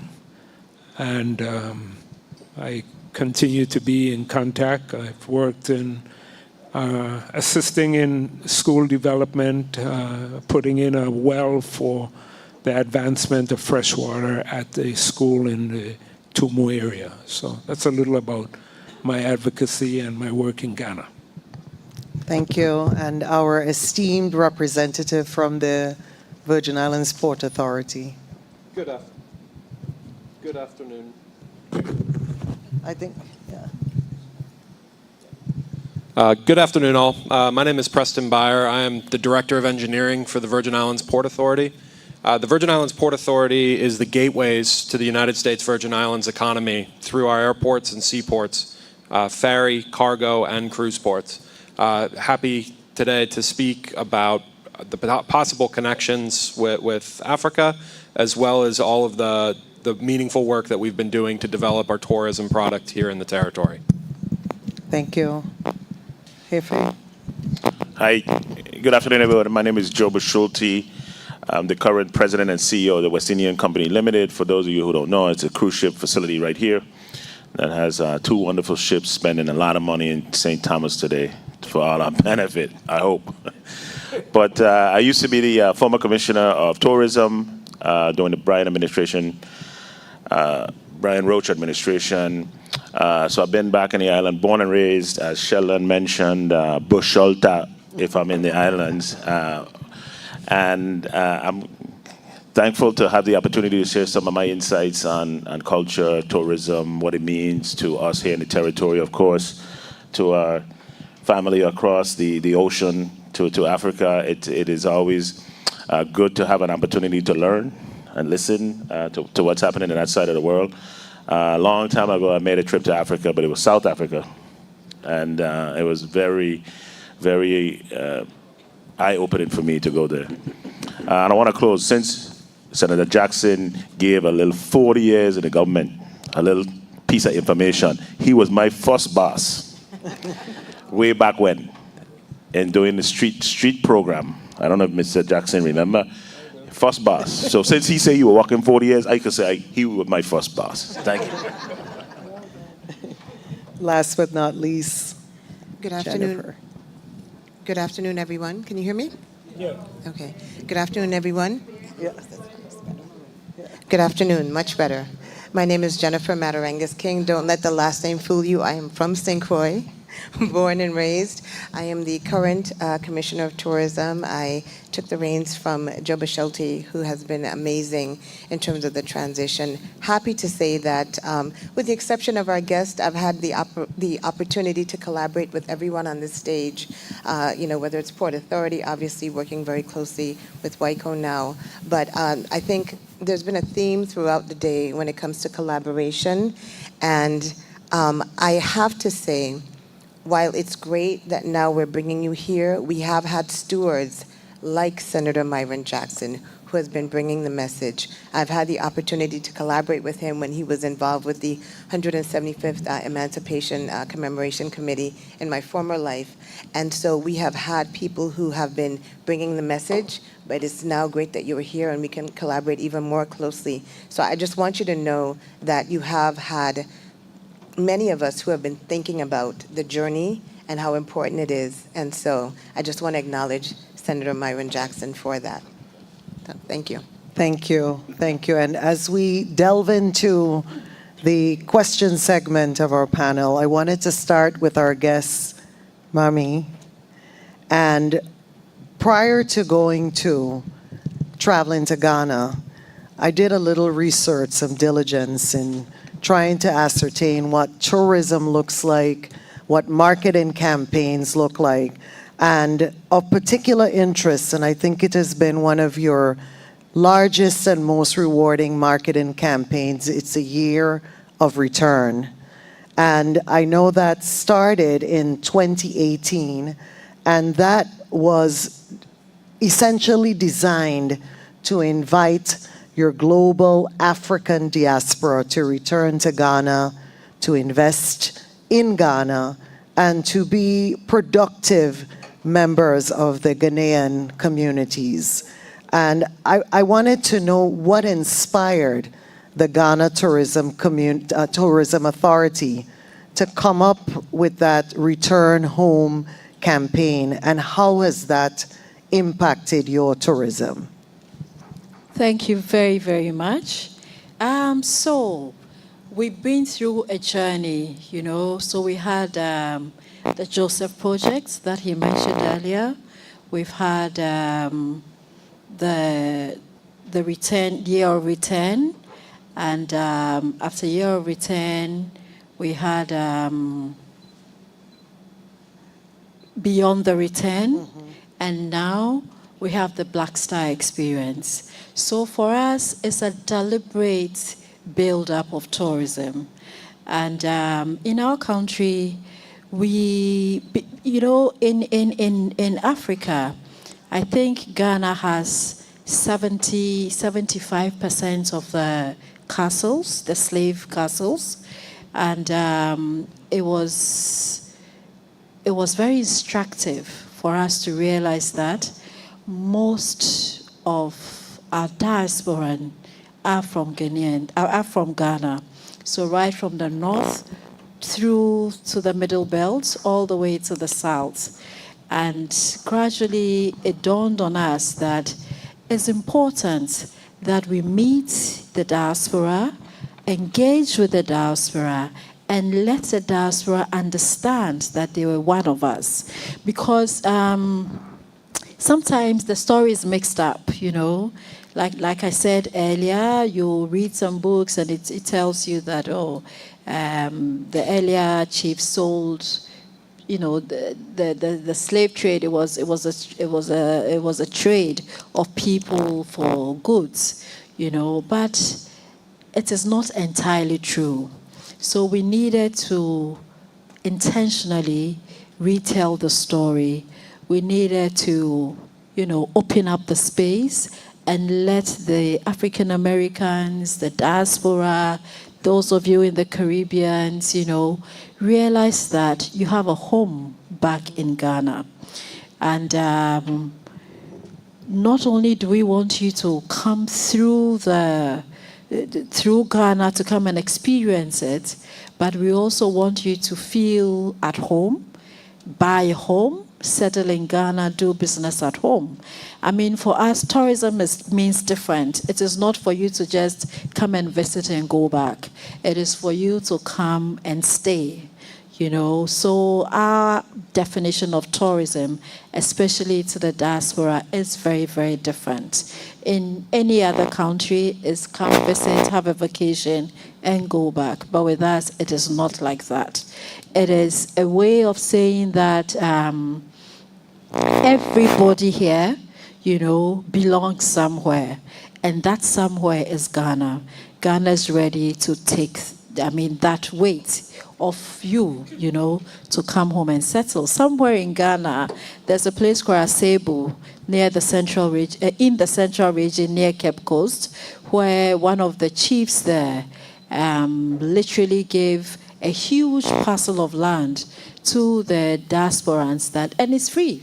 Anybody who wants to settle in the diaspora could go for a land there, But because it's free, there's been a lot of challenges because anything that is free is not well designed, So now we're looking at servicing the property and making sure that it becomes a proper settlement for any diaspora. Apart from that, we have levels of accommodation where we have the very high end called Sambra.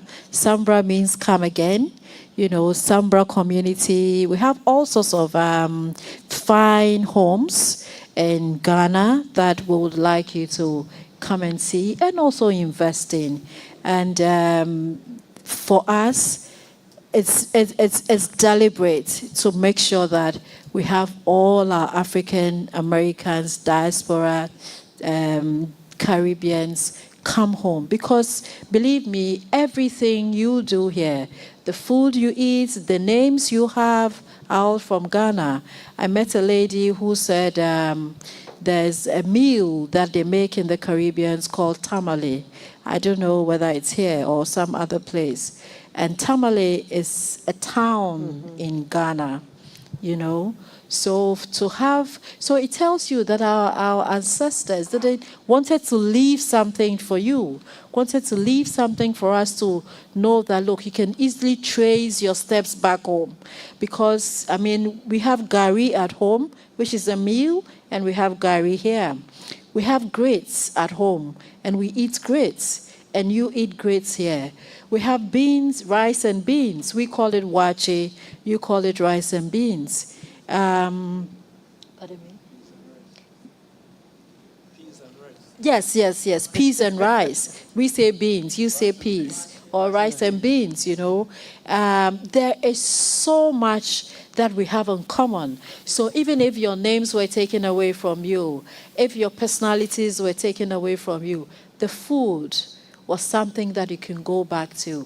The language, there are sets, when I listen to Patois, when I listen to some of the African American slangs and all of that, I hear the Ghanaian language. I hear words that are so Ghanaian, So all we're saying is that we want to change history.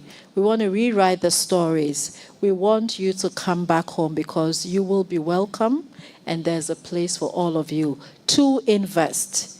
Thank you very much. Thank you. And I have to say that jollof rice, which is likened to our seasoned rice, the jollof is one of the most popular meals in Ghana. It is. Jollof and kelewele. Kelewele is fried plantain. Yes. Yes. So that's very, very So popular. there we further can establish the linkages where food and cuisine is concerned. Exactly. I'm going to move to your left to Mr. Jackson, who I consider one of the culture bearers where the U.S. Virgin Islands and the marketing of culture as it's linked to tourism is concerned.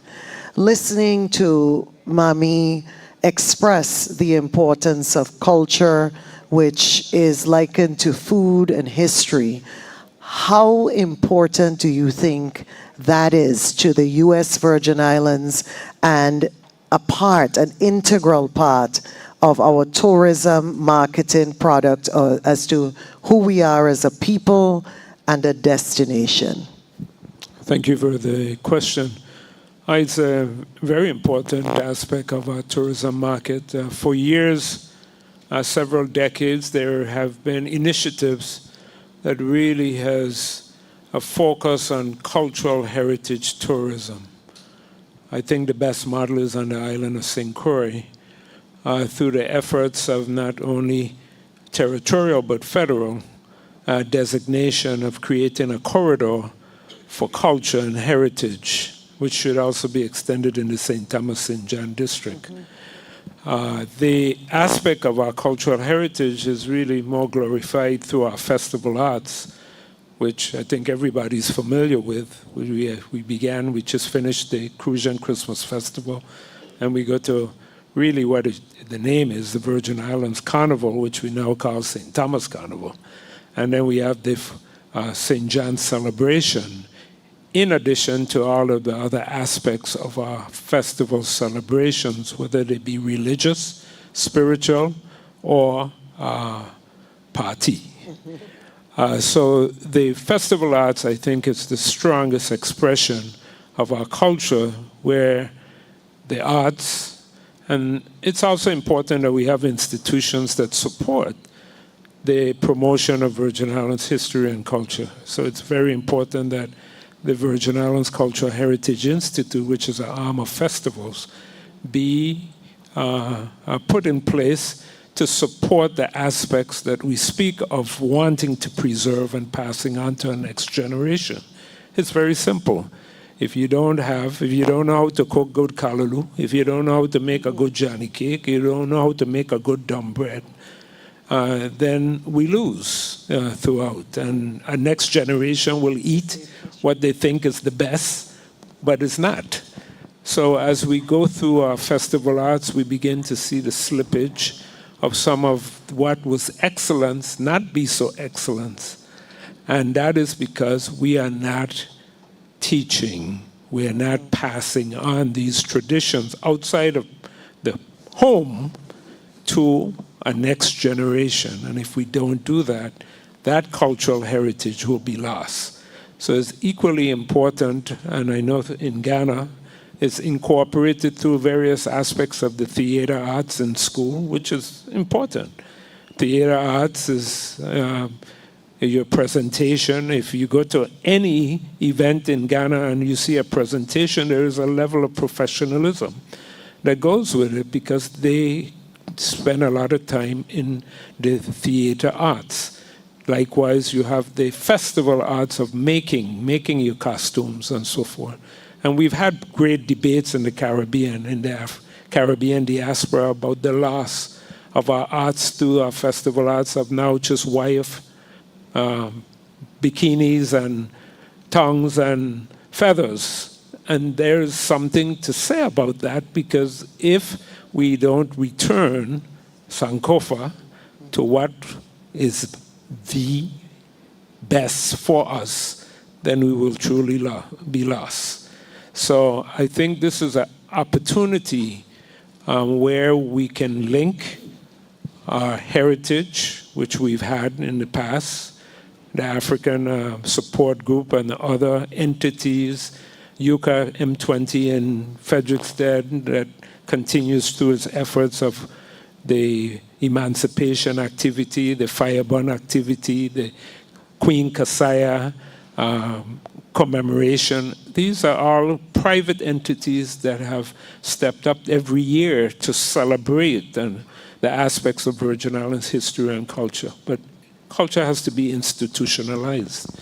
And I think Ghana could speak to that in reference to the efforts that they do. But it's also ingrained in the societies and the ethnic groups that you come from, that from father, mother, to paramount chief, king, queen, mother, etc., that the arts and the history and the traditions will be carried on from one generation to the next. And the only way we can do that is by example. Thank you for that, and I wholeheartedly agree with everything that you shared, because as we know, tourism is essentially the lifeblood of many of our economies throughout the Caribbean. And tourism is not just a commercial or something we package. The most important asset we have is our people.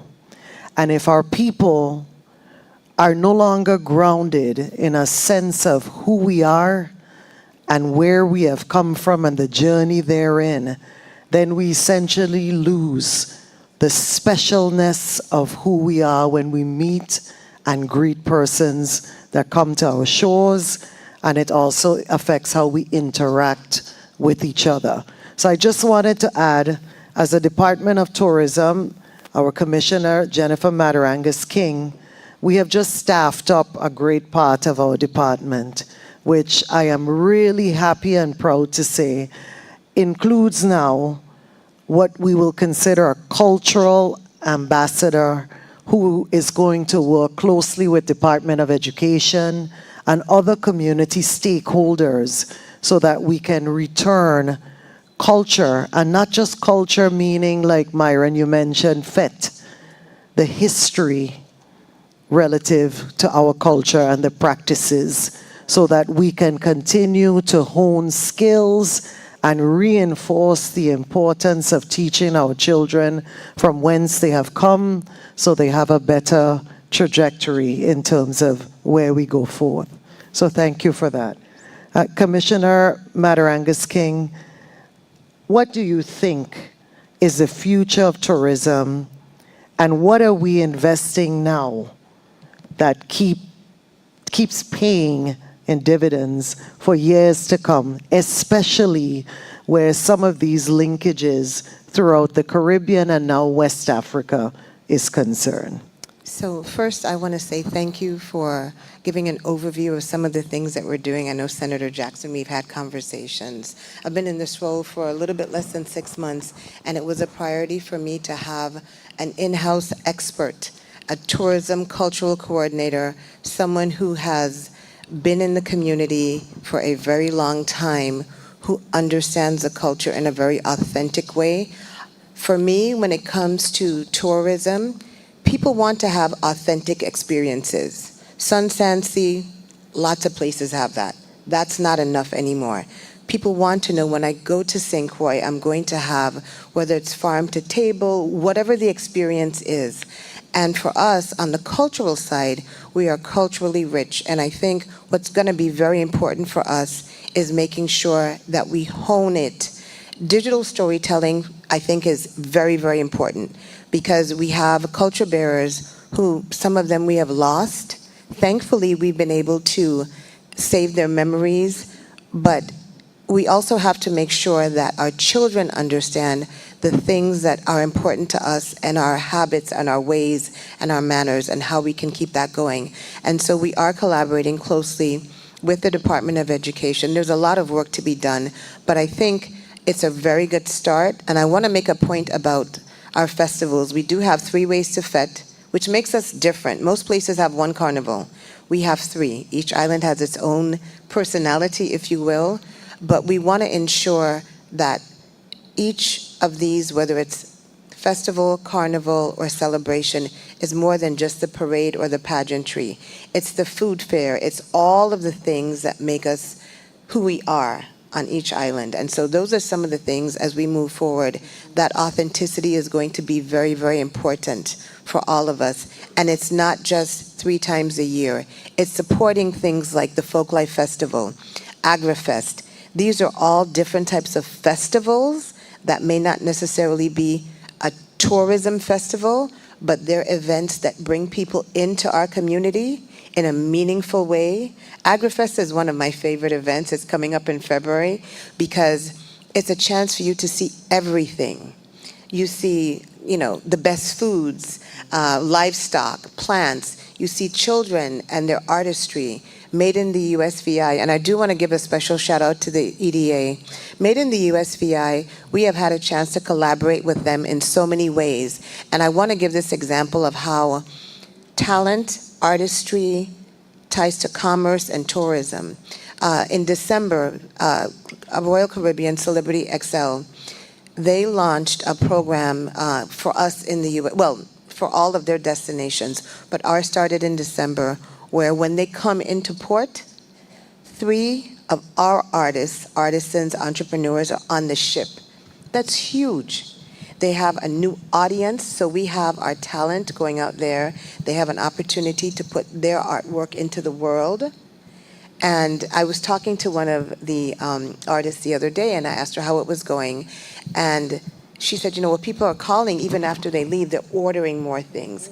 So, we have a chance for our talent and what's authentic for us to get out into the world via a cruise ship. So for us, it's all about looking at how can we do things a little bit differently, be even more innovative, but make sure that it's not just, you don't have to necessarily come here. Of course we want you to come, because I want heads in beds. However, even if you don't come here, there's still an opportunity for our talent and our authenticity to make it into the world. So. Thank you. Thank you so much. I'm now going to pivot to, I almost said Commissioner Busholti, CEO Busholti. And this question I'd like both you and our port representative to respond to. And I wanted to say, today we focused on tourism, culture, but also cruise. Because one of the things that was repeated after meeting with the Tema ports, after meeting with you and your team, Mami, is the interest in developing the cruise business and relationships and expanding where cruise tourism is concerned. So I thought that it would be profound that we have representatives who are experts in cruise to provide guidance and expert experiences to the Ghana Tourism Authority. So first with you, CEO Busholti, how has tourism from the cruise ship shaped the Virgin Islands over the years? And how do you think Ghana can use tourism, especially cruise, to impact what they're doing in terms of marketing in a tourism space? Yeah, thank you for the question. The cruise ship traffic for the U.S. Virgin Islands, and mostly until recently, St. Thomas, and now with the work that's been done with the port and Royal Caribbean, St. Croix, traffic has increased fourfold in the last several years. A big part of cruise for us is we don't look at cruise as a zero-sum game. So you have a lot of destinations that look at either your cruise or your overnight guests. We look at it as a complement. So almost, depending on the cruise line, 30 to 40% of the people come back to the destination after their first visit. So it's almost an opportunity for guests to have an opportunity, experience the island, even though it's 5 to 7 hours, and make a decision based on that visit to say, I want to go back and visit it. And part of the reasoning behind it is you get an opportunity to see 3 or 4 different ports in the Caribbean, and every time they come to us, it's a test, right? Because we're going up against our competition as they make the trek down the Caribbean and up to the Bahamas, and they test. And I think one of the things that I like to hear in this conversation is that the cultural pieces are critical in our success, but a piece I want to make sure that we get across for our cruise guests and for the CEO from Ghana is we have to make sure that we are touching the mediums of which people get their news and information. And the people these days, if you're communicating with a 20-year-old and you're communicating like I grew up and listen to stuff, you're going to miss them. So the social media platforms are critical for cruise passengers and what they do and how they do for that Generation Z and the millennial crowd, because that's where they're not only, so like me, I go on social media for entertainment, right? But my kids go on social media for news and information about how they travel and what they do. And I think for us to get the cultural messaging across is we have to continue now to understand this is how you reach the people. So if we try to reach them in our age bracket and we want to know how come it's not resonating, well, it's not resonating because they don't hear the message. Or if they do hear it, that's not the platform that they define as authentic for them to listen to. And to tie it back to cruise, one of the things that we try to do in our ability in marketing the destination is to make sure that we understand who the guests are, why they choose us, and make sure we get the message into them for those reasons. And we hear the same messages over and over. We want authenticity. We want to see real products, i.e. what EDA offers back there. And it is true, but it's true to an extent. And this is what I try to tell people. Pricing and money matters. So if you have a product that says St. Thomas or USVI in Vendors Plaza, selling for $5 that came from China, and you have a product that's made here selling for $30, the majority of people are going to buy the $5 souvenir. Now, we want to believe they're going to buy the $30, but they're not. So we have to make sure that we are competitive in what we do if the messaging is truly to get out and be authentic. And I will close by saying it cannot always all be the government. The government provides the foundation. The private entrepreneurs have to be the ones that are creative, innovative, and take the ideas that Senator Jackson has, that we have, and be able to say, okay, I think I can monetize this and get the message into my group. And of course, then when they make the decision to go on a cruise, they say, we got to go to St. Thomas or St. Croix because they have a lot of the things that I want to see and do because I saw it on social media. And then it all ties back together. And as you speak of opportunities for entrepreneurship, I know you, Senator Jackson, as you lead the historic tours through our towns, that is a key critical component to visitor experience. Persons coming and understanding the connection, not just between the fact that we are the most beautiful port in the Caribbean, but that there's a history and a story that's tied to who we are. And Mame, there's no coincidence that you're staying at the Hampton by Hilton, because I wanted you to be able to see and experience what cruise looks like from the time the passengers disembark to the commerce that you'll see in the shopping center, to fully conceptualize how cruise works and why St. Thomas, this port, is continually voted as the best sailing, cruising destination year after year. So I'm happy. So I'm going to move to you, our port representative, do you need me to repeat the question or you're good? No, I think I'm good. Excellent. And building off what CEO Bisholte has to say, the thing that we hear time and time again from our cruise partners is that it's an intersection of having the available infrastructure and everything that you need to facilitate those passengers and those ships arriving, but then getting them and connecting them with the activities and with the experiential items that really fosters the desire and the development of that destination. You look through the rest of the Caribbean, you look here in St. Thomas, and the shopping centers and the vendors plazas all around the cruise ports is something that comes from the previous generation. That was an early 2000s development throughout most of the Caribbean. And what we're looking at now is that change in demographic that CEO Bisholte mentioned about the travelers that are coming in on cruise and what they're looking for and what they're looking to experience in a destination. Travelers and cruisers are looking for that authentic, that real experience that really connects them and grounds them to a place. I hear you speak a lot about your opportunities and your marketing measures that you've taken in Ghana, and it really connects quite well with your typical cruiser in this day and age. But it really is about having that infrastructure and ensuring that you can not only take the ships that are willing to come, but that you have a way to connect them into those experiences and into those attractions.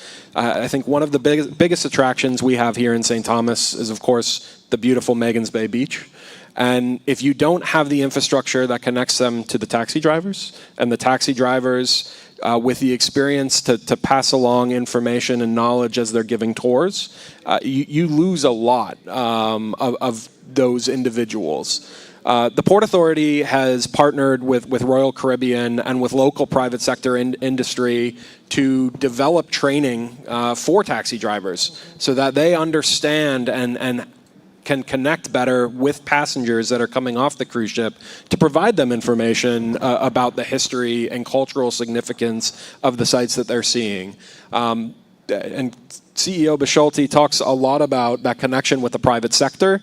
It's one of the things that the Port Authority identified very early on, that as we are looking to modernize our cruise ports, that we need that private sector engagement and involvement in order to really drive us into the next generation of cruising. So we've undertaken a significant effort in which to negotiate a long-term lease for the redevelopment of our Crown Bay district, which serves as the anchor of the Crown Bay cruise port, the Austin Babe Monsanto cruise port just across the way.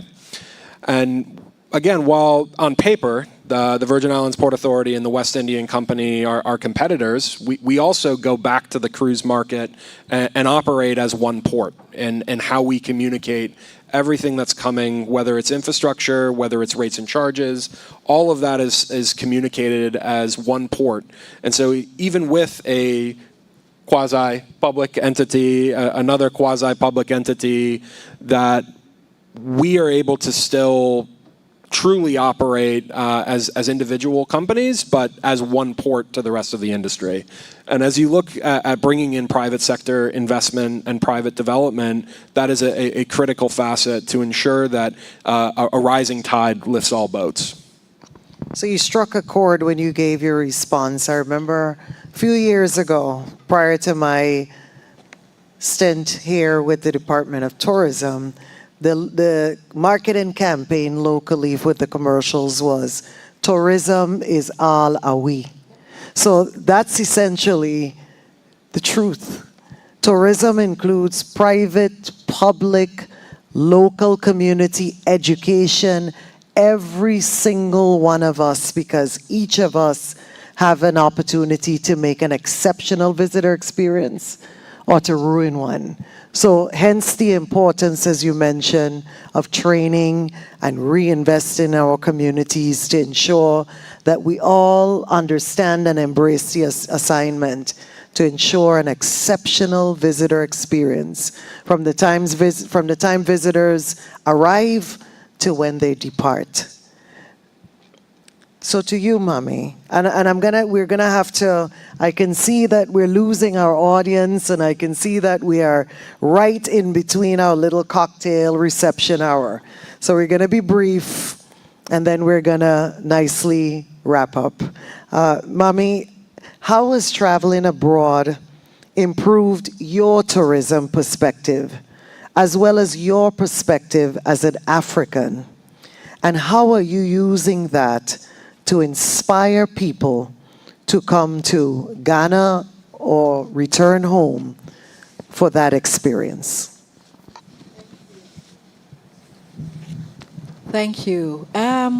So for me, in the past, at Ghana Tourism Authority, you know, we used to visit a lot of exhibitions, travel shows to, you know, market Ghana and all of that.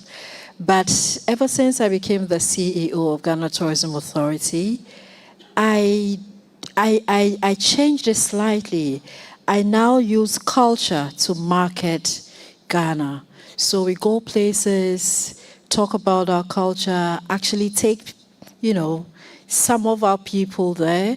Like I'm talking about food, we talk about clothing. So we have food fairs, gastronomy fairs, we have fashion shows, we have theater.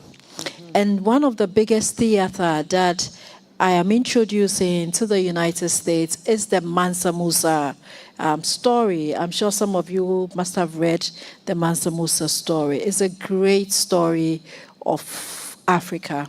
You know, how wealthy we were as Africans, you know. And I think that the Mansa Musa book is a book that most of you must have read in school. So it's easier to relate to.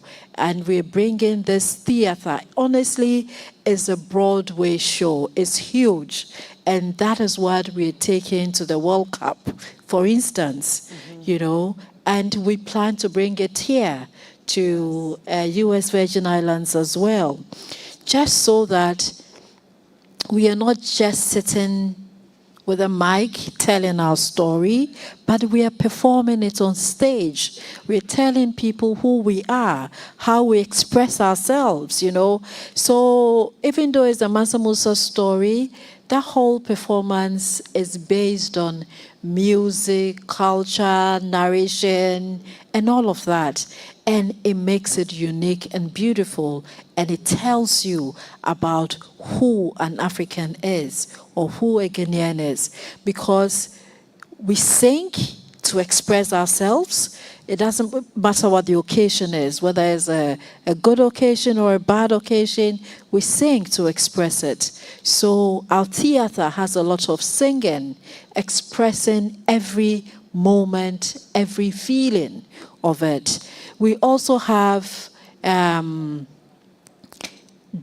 and dancing, you know, and that depicts the energy we have as a people, you know, and every move we make when it comes to dancing has a meaning, you know. So these are things that we carry along when we are visiting countries, and we explain to people who we are, how we do it, and the meaning of our identity, the meaning of us, and especially, you know, what we stand for. Because if we came here and we did Adwa, for instance, I'm sure you'll be familiar with Adwa, the Ashanti Kingdom dance, Adwa. And Adwa is a royal dance. You know, it talks about a town, and it's all done with action. I mean, you know, so when somebody's doing Adwa and does this, you know, and does that and does, you know, so it says, this is all mine. It is divine and is given to me by the heavens. You know, so we express ourselves in a lot of dance and music, and we're bringing theater into it. So we tell our story differently from what anybody will tell their story, you know. So we're taking advantages of various platforms, be it the World Cup, be it coming to USVI, for instance. I mean, we're coming with culture, we're coming with theater, we're coming with made in Ghana products, and also we're looking at a situation where we can do proper cultural exchanges, you know, where you get to understand us and we also get to learn something from you. And, you know, I know that in schools they may teach a thing or two, but there's nothing like having the real people there telling you their story. So in a nutshell, yes, my traveling abroad taught me that, look, it's not enough just going for exhibitions. It's not enough just standing somewhere and telling people that Ghanaians are the most warmest, friendly people. Ghana, honestly, is a beautiful country. I travel a lot and I still say, you know what, there's nothing like Ghana. I love my Ghana. I love my Ghana. I mean, for me, it is, you can compare it to anything in the world, you know. We have great hotels, great restaurants, we have beautiful heritage, we have beautiful culture, we have beautiful people, beautiful clothing, and our music is something else. You know, I went to Memphis, you know, and Memphis was telling me that, the tourism minister in Memphis was telling me that, oh, jazz music emanated. As soon as he started, I said, it's from Ghana, it's from Africa, you know. So our music is also very, very dear to us.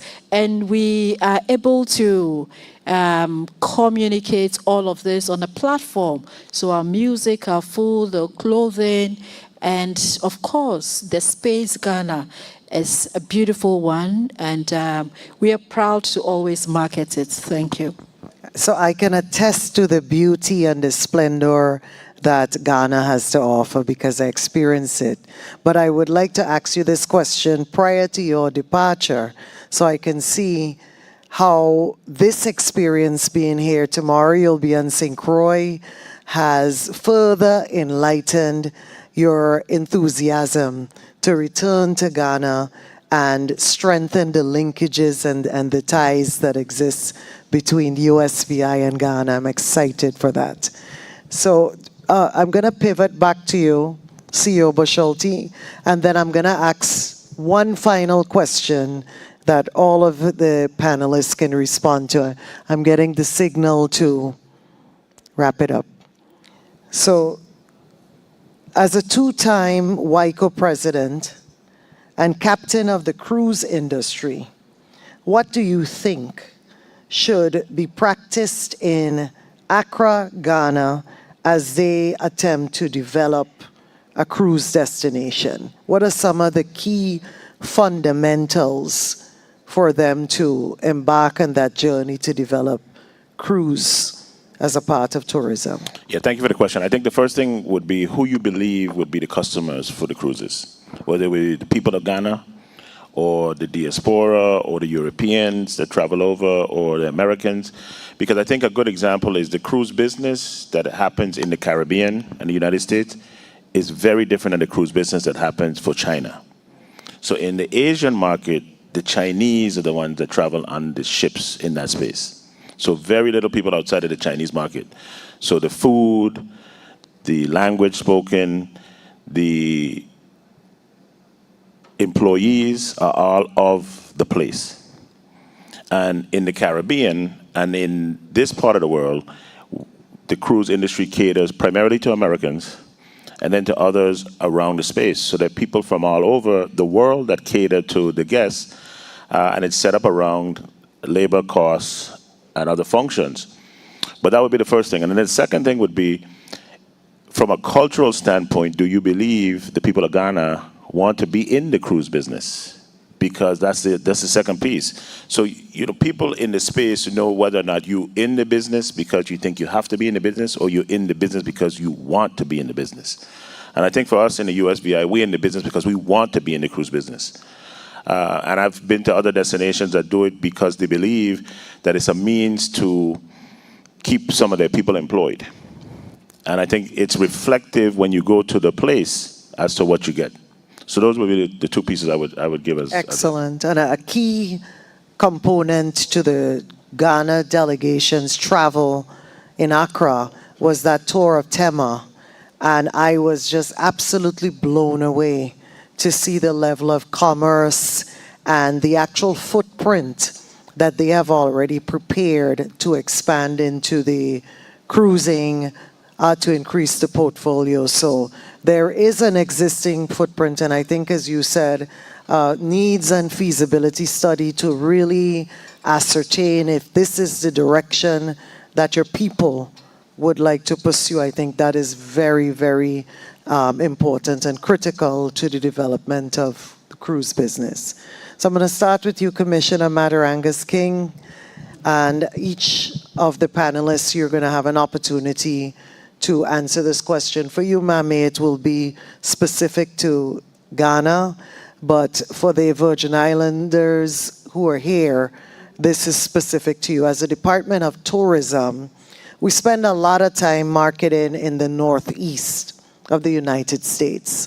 Obvious reasons. We saw the interruptions in travel, the snowstorms. So it's a natural synergy for us to say when it's cold there, it's paradise here every day. So what are the things that you think would be attractive to international travels, i.e. in particular those in Africa, that we can add to our portfolio to encourage travel for Ghanaians or other African nationals to explore the USVI, and vice versa, from the USVI to Africa? So I will say, I think with the current geopolitical situation, that's the best way I can put it, I think everyone is being more intentional about their travel. Where am I going? I think the governor mentioned it. What will they think of me? When I go someplace, can I learn something about myself or my family? I find myself as I travel, I'm more intentional about the businesses, whether it's a Black-owned restaurant or businesses. And I think many people are really thinking about that. And so I think for the diaspora, and definitely as we're thinking about where we're going, will it be a meaningful vacation? Can I learn something about myself, about my history? And so I think many people are thinking in that way, as we see other things going on around us. And so I think this is a prime opportunity to really think about our heritage. I know many people are looking into it and thinking, you know, rather than me just going someplace else to just relax, maybe this is a great opportunity for me to go learn. As you mentioned, you went to Ghana and all the things that you saw, and it really inspired you. And I think more and more people, not just people of color in general, are really thinking about how they spend their money, who they're spending it with, and why. And I think we need to take advantage of that. And I think that's a great opportunity as we talk about the USVI in Ghana, that connection already. And I think that's where we should be thinking about in terms of exploring. Excellent, thank you. Bashalti? Yeah, only what I would add is I think it's important for us as we continue to move into building relationships with Africa and Ghana and West Africa, is that we figure out who in our community, like Myron Jackson or other people, have information that would allow for people to learn more about us, understand that there is a connection and has been a connection for a long time. So when they come, there's a level of familiarity if they truly research and see. And then secondly, I think as importantly is we have to be comfortable enough to reach out to people in the diaspora that are closer to the U.S. Virgin Islands than Ghana itself. So I'm sure that Ghanaian, I don't know how you say it, Ghanaians that are all throughout the United States that are in the same Northeast that have populations that say, you know, we have a linkage and a connection, but you get an opportunity to experience it because you're only 4 hours away and not 14, or I don't know how far Ghana is. I haven't been there. But I think it's a long way away. And I think if we do that, then the message will trickle back to Ghana to say that the family members have been here and you should make a trip. Like, I'm sure you're going to take the message back. I think that's a very important point that you've made, because when we speak of Ghanaian travelers, are not just those who are in Ghana or other parts of West Africa. You have a huge diaspora in the continental U.S. And those persons, just as we heard from you, Commissioner, Governor mentioned, people are looking for experiences that resonate home. And I believe that in the U.S. Virgin Islands resonates, the experience resonates for many, a feeling of home, of familiarity, and it restores hope as we look at the social and political climates nationally.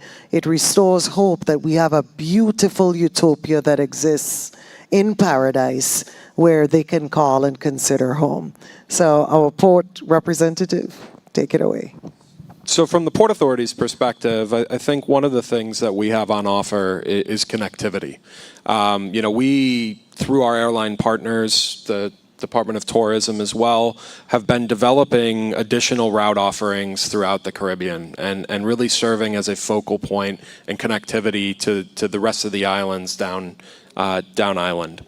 That connectivity is an opportunity.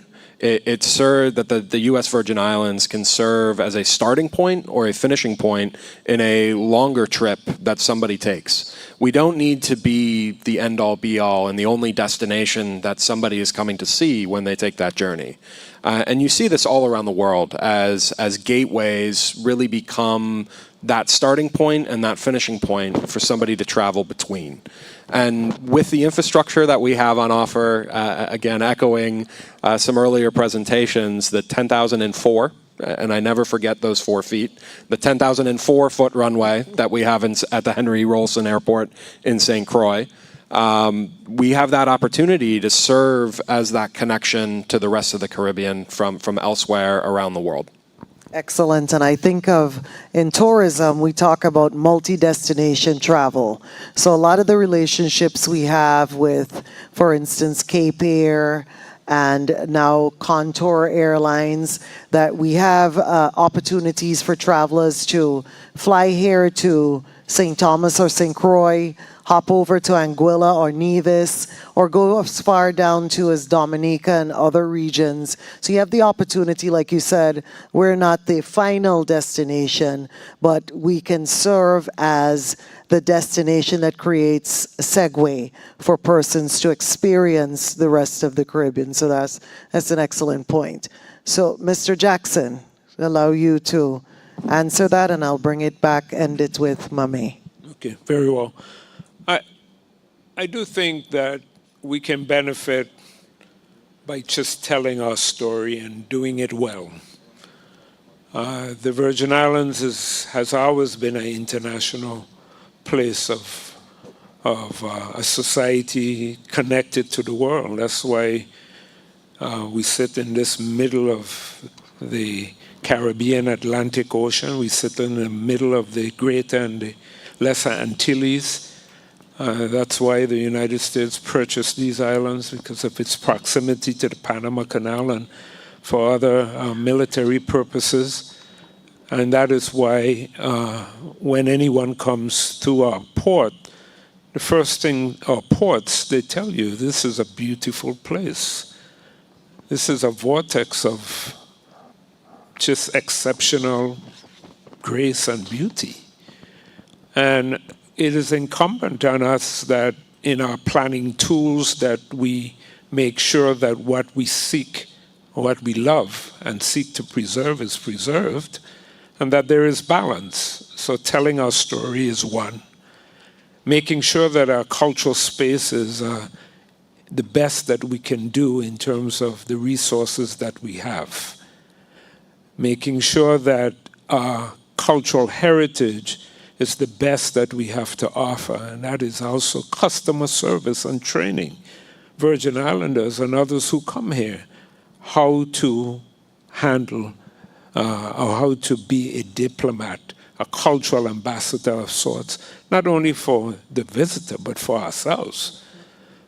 We also have the ability to use this rich heritage of this foodways in so many aspects, and you see it in St. Croix and St. Thomas and St. John. I just had the seafood festival in St. John I went to the other day. I didn't know we had such a thing. And I live there. So the coquito, you know, the callaloo, now we're doing tartoise. You know, what's a tart? You know, we've had Vienna cake was, you know, etc. So our foodways speak to these crossroads and, you know, language traditions and our music. There is no reason why Quail Bay and that should be a major aspect of our presentation of who we are as a people. That's second to none. I want to share this story, and I'll end here. I went to the African Museum for History and Culture, and after I did my tour, I went to the gift shop. And when I entered the gift shop, they were playing Stanley and the 10 Sleepless Nights. And I went up, I asked for the manager, and I said, you know, I'm from the Virgin Islands, and I'm really just very happy to hear the music of my home country being played. And he said, we love it. He said it took a while, but even the staff, and when people come in, they want to know, what is that music? What is that sound? And I said, would you like to speak to Stanley? And I picked up the phone and I called Stanley, and they interacted. And Stanley and the 10 Sleepless Nights, but Stanley is a national treasure of heritage. I don't think we understand to the extent what we have in the Virgin Islands and what we should celebrate and preserve. And I end here with that. So before you pass the mic, Mr. Jackson, we spent some time, just a quick segue, because I think this is important as we speak about ancestors and culture and our identity, is to briefly touch on spirituality. And as that also serves as a key component to not just us interacting, as you mentioned, with visitors, self-love and love for each other, and how that can further enhance who we are and what we offer, what makes us special and unique as a people. Because I know also one of your beautiful hats you wear is also where grounding and spirituality is concerned. So I think it's important to share that. Well, yes, spirituality is very much part, and I think in all that we as African people, our spirituality is out there. It's through the roof. And I say that whether you be Christian, Muslim, Jewish, traditionalists, Buddhists, etc. And the Virgin Islands has been a melting place for all. And that's what makes these Virgin Islands so unique. That is why our tolerance for others is so great. That's why our humanity for others is the way it is. And I believe similarly, Ghana, it has its similar traits. We are Ghanaian people. We are West African people, not limited to. And we brought our spirituality of our humanity with us. And it's to understand that. When we take time, dress, and go to a funeral here in the Virgin Islands, it's similar to going to a funeral in West Africa, Ghana. And likewise, when the whole importance of godparents and the role of godparents in a society, to foster and to nurture and to uplift that particular child through the societies of rites of passages. That's spirituality. The manner to which we open our mouth and greet each other in the morning, whether you say grand rising now or good morning or good afternoon, it's an act of humanity. And if we lose those tenets, then we lose our identity and who we are as a people. And that is why the preservation of one's culture, yes, it's ever-changing. I'm not professing that 1860 and 1930 and 1955 and etc., that's how we should live. We should use all that we have and to celebrate it to the best that we are. And we can do better. And this is a forum that connects us to our historic past, where they are also struggling with these similar discussions in their society, but also have preserved aspects of it through tradition, through their spirituality. And we could learn from that. So go back and fetch it. Thank you for the question. Yes, thank you. And last but not least, to our very special esteemed guest, Mame, would you like me to repeat the question? I know it's been multiple persons prior to you. So as a Ghanaian tourism authority, you spend a great amount of time marketing in your niche markets. What are the things you think would be attractive to international travelers, whether in Ghana or in the United States, your diaspora there, to encourage and actually add to your portfolio to encourage travel between USVI and Ghana or your diaspora in the United States? Thank you very much. Let me start by saying that tourism is about experience and memories, and it should be beautiful memories. It's all about tourism infrastructure,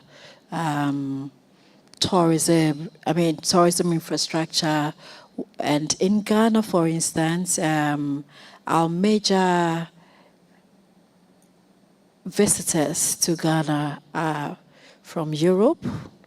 They are more interested in the wildlife than our neighbors. Nigeria are very, very, very interested in our music, our dance, our people. So, and of course, the African Americans or the diasporan are also interested in heritage and culture.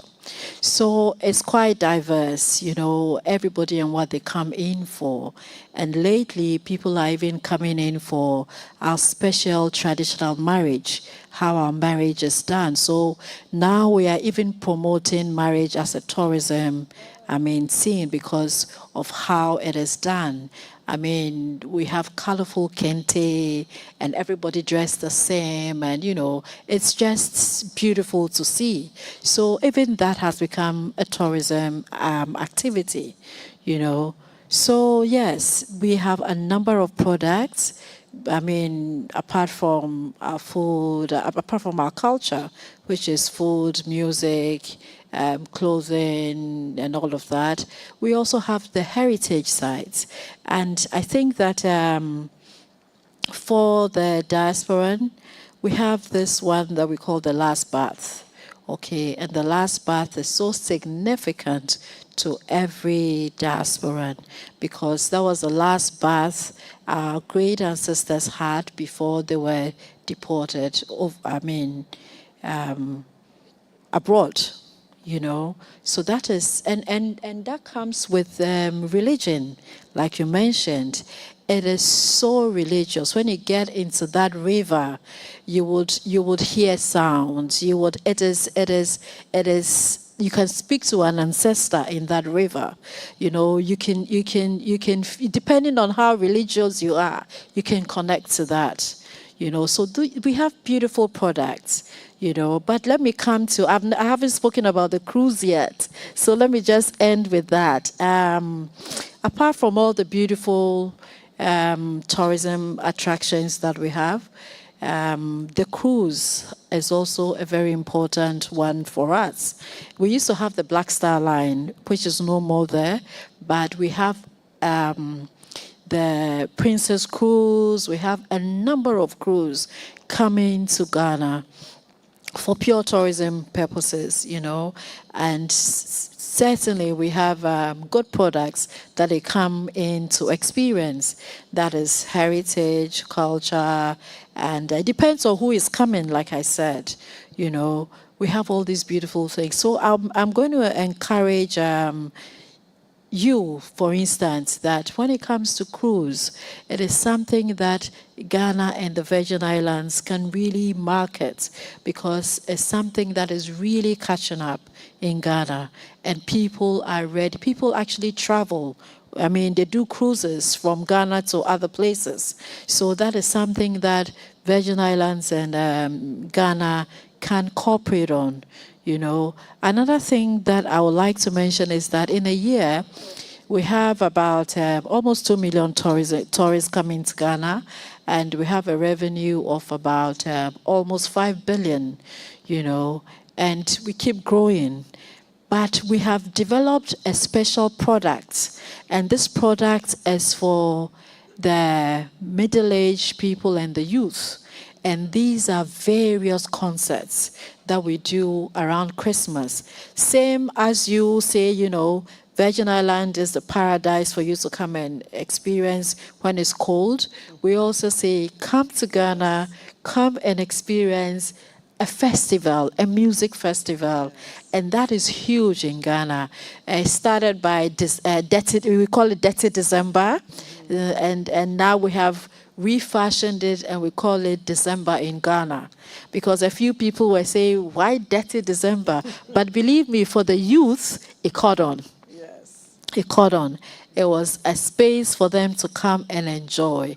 Meet the biggest music celebrities that they will ordinarily will not see here. We have them in Ghana, come to perform. And they would like to get in touch with these people, they would like to perform. And of course, when you come to Ghana, I mean, when our youngsters come, for them, the adventure is different. They make friends. Some even find husbands and wives, So yes, we have so many things that we can do between Virgin Islands and Ghana. And I believe that for the two countries, our biggest asset is creating jobs through tourism. And I believe that creating jobs through tourism is key for us as Ghanaians and for Virgin Islands. And I think that is one area I would like us to look into and develop further. Thank you very much.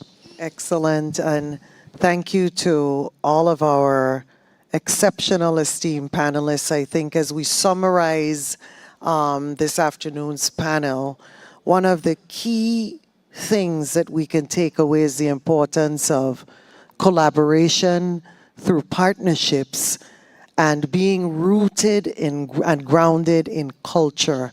And culture essentially stands for who we are as a people, historically speaking, who we are as a people based on our practices, our norms, our mores. Those things essentially identify who we are. And having experienced Ghana and proudly calling the U.S. Virgin Islands my home, I can say culturally, there's so many linkages that we're all really excited to explore. Before we wrap up, after my travels to Ghana, I came back and I was profoundly moved. I couldn't quite verbalize what or how I felt in terms of that spiritual shift. And I wrote a love letter to Ghana, and I just wanted to share a few paragraphs. I'm not a poet, Myron, but it's just, it encapsulates my experience and how I felt. It says, "O Ghana, cradle of suns that rise in defiant gold, land where drums remember every heartbeat that ever dared to keep going. I write to you with hands trembling from gratitude, from wonder, from the memory of standing on your soil and feeling something ancient whisper my name. Motherland, you welcomed me with an embrace older than time itself, a warmth woven from the laughter of children, the grace of elders, and the pulse of a people who have carried the weight of centuries and still rise crowned in dignity. Your energy, alive, unbroken, unstoppable, wrapped around me like a promise I have been waiting my whole life to hear. In your presence, Ghana, I remembered why our resilience runs so deep in our bones. For more than 400 years, our people were forged in fire meant to consume us, shadows meant to silence us, injustice meant to break our spirit, yet we stood and we still stand. Unyielding, undaunting, lifted by a resolve the world still struggles to understand. You remind us that rising is not just what we do, it is who we are. Thank you. Thank you for those who stayed. A round of applause for our moderator, Rosie Angelo. Because that was some poem for someone who doesn't write. That was lovely. I could hear you guys could hear the drums in the background, boom, softly in the background. So a round of applause for our panel, our moderator, Rosie Farrington. We had on the panel Jennifer Matarangas King, Mame Efua Wakatu, Joseph Bochelta, Preston Bayer, and Myron Jackson. A round of applause for them all, please. Again, that brings an end to today's activity and function. We have a meet and greet outside mixer that Kevin has been waiting for some time. He's up and ready, and I'll let him come on up. I'll let him let you guys know about what's up next. Mr. Kevin Rodriguez. Good afternoon. I know this has been a long day, but I just want to thank each and every one of you for coming out today. Our team, where's my staff? Okay, come on.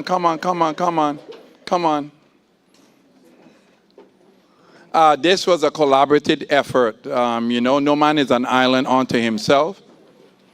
And you have to stand here too. Joanne. Small but mighty. Yes, we were small but mighty. And so, one of the things that I think is one of my greatest strengths is when I'm asked to do an assignment, I do it to the best of my ability, and I kind of get a little carried away. But when the governor first asked that we needed to go to Ghana on a trade mission, he gave me that assignment. And it was tough. It was a lot of work with Joanne and I, and Rosie as our consultant. But we made a difference. When we went to Ghana, we left a mark there. We know in the newspaper they were saying we went on vacation and we did all sorts of stuff, which, you know, you don't have to pay attention to that. But we did a great job, and this is the fruit of our labor. Today was a testament of the fruit of our labor. When we were asked to do this assignment, we went there and we made a difference, and we brought the fruit of our labor back. And this continue to forge. We're going to build this relationship, economic development, trade, culture, and shipment. And so I just want to thank each and every one of you. This is Tanisha, my assistant. This is Cheryl, my executive assistant. This is the what do you call you? Our co-coordinators. These are my co-coordinators. So I want to thank each and every one of you for assisting. He wouldn't be honest, but this is the one who whipped the fire on him. Yes. Let me give this to you to say Thank you. Thank beautiful you. trip to Ghana. Thank you. Awesome. Come take a picture with us. Oh, yeah, Joanne. Oh, did I introduce Joanne? And Joanne also. Come on.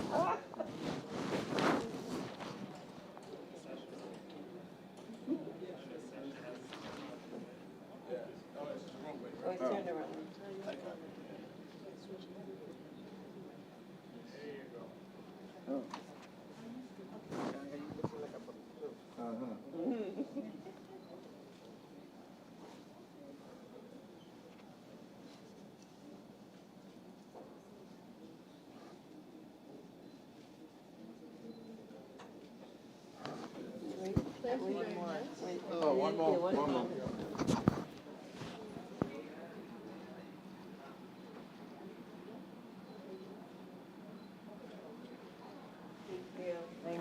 So let's enjoy the, and I want to thank all the presenters also, but let's enjoy the mixer. Hey, how you doing? How is your brother?